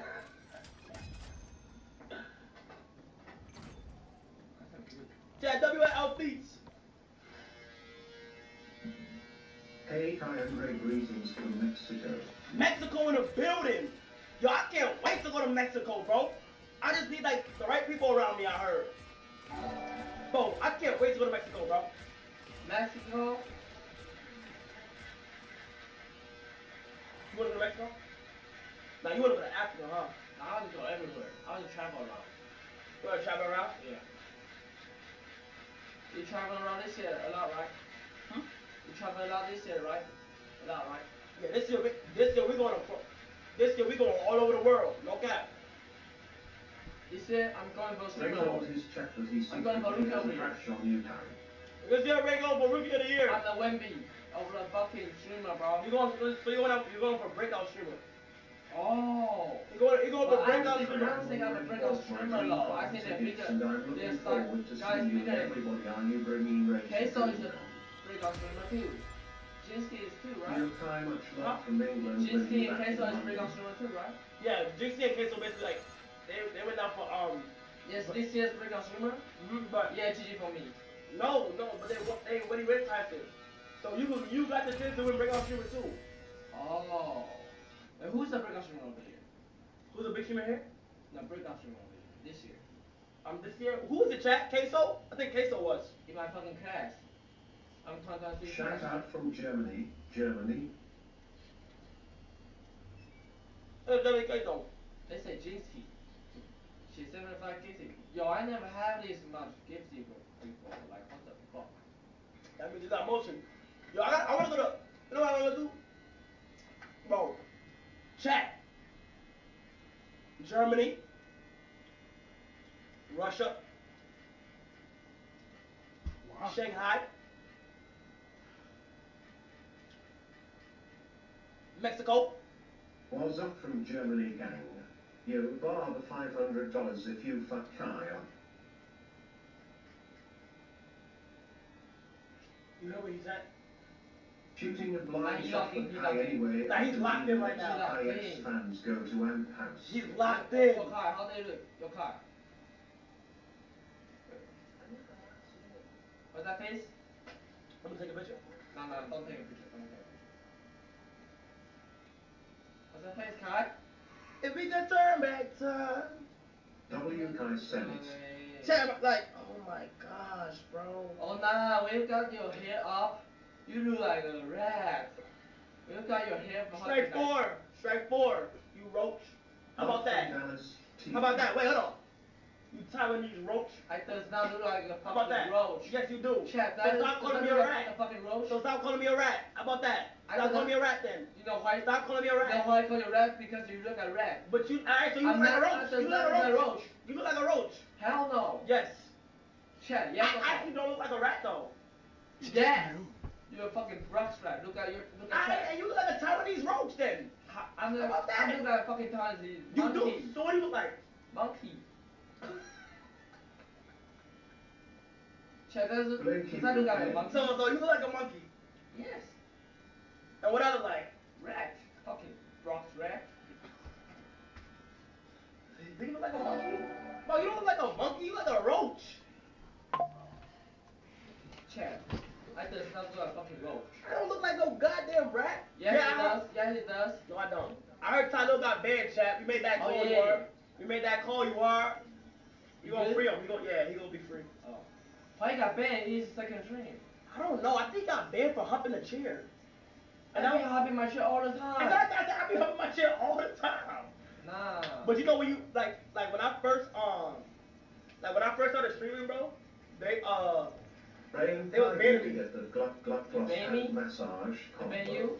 It was banning me crazy. When I first was on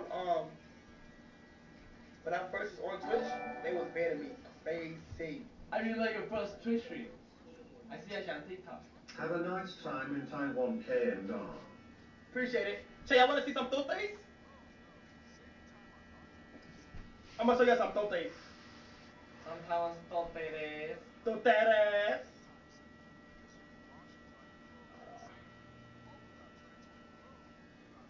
Where's the tortilla? Wait. Yo. Chat, is that yes? Chat, we gonna try to link up, chat. Oh, we should go on Tinder. Hell no. The Tinder here is fucked. Bro, I can go on Tinder. I bet you go try it. You're gonna see a lot of fat bitches, ugly bitches on the top. Well, there gotta be some pretty ones, bro. No cap. Hell no. Yes. Hell yes. You like you like ugly bitches? I don't mind some ugly bitches. You like ugly bitches? Depends. It depends. On the personality. Raekwon Lee, bro. Let me go ahead and download Tinder right now. Fucking K-Dot. K who? K-Dot. K-Dot? K-Dot. That's you. Fucking K-Dot. Raekwon But you got Lee. a lot of nicknames. KD3000, K-Dot, Kyler. You got Kyler? Kylan? Kyler. Rich, say you Kyler. Wait, what? Why did he call you Kyler? Well, I don't know why. I don't know where you get that nickname from. Wait, but you and Rage been like y'all been knowing each other like 4 or 5 years, right? I knew Rage for 3 years. For like 2 and some change. Like 2 and like 9 months. Yo, that's crazy. Yeah, I know. Kyler, he like Kyler. Wait, so chat, hold on. Do I buy boost? Yeah, I'm gonna buy boost on Tinder. Because yo, Ray, I named the dog face. Huh? I would never spend my money on fucking Tinder. That's you. I don't do that. I don't care what you do, man. Why you just say oh? Wait, so you never used Tinder ever? Hell no. You use Tinder? Nope. I only use Tinder on Yo, who's that? Huh? Yo, who's that? Yo. You like her? She from Taiwan? Oh, now you wanna use Tinder, right? No, now you wanna use Tinder, right? Now you wanna use Tinder. Look. Look. I'm tired of this, bro. Roach is on me as I type this. What? Look. You like that? Come on,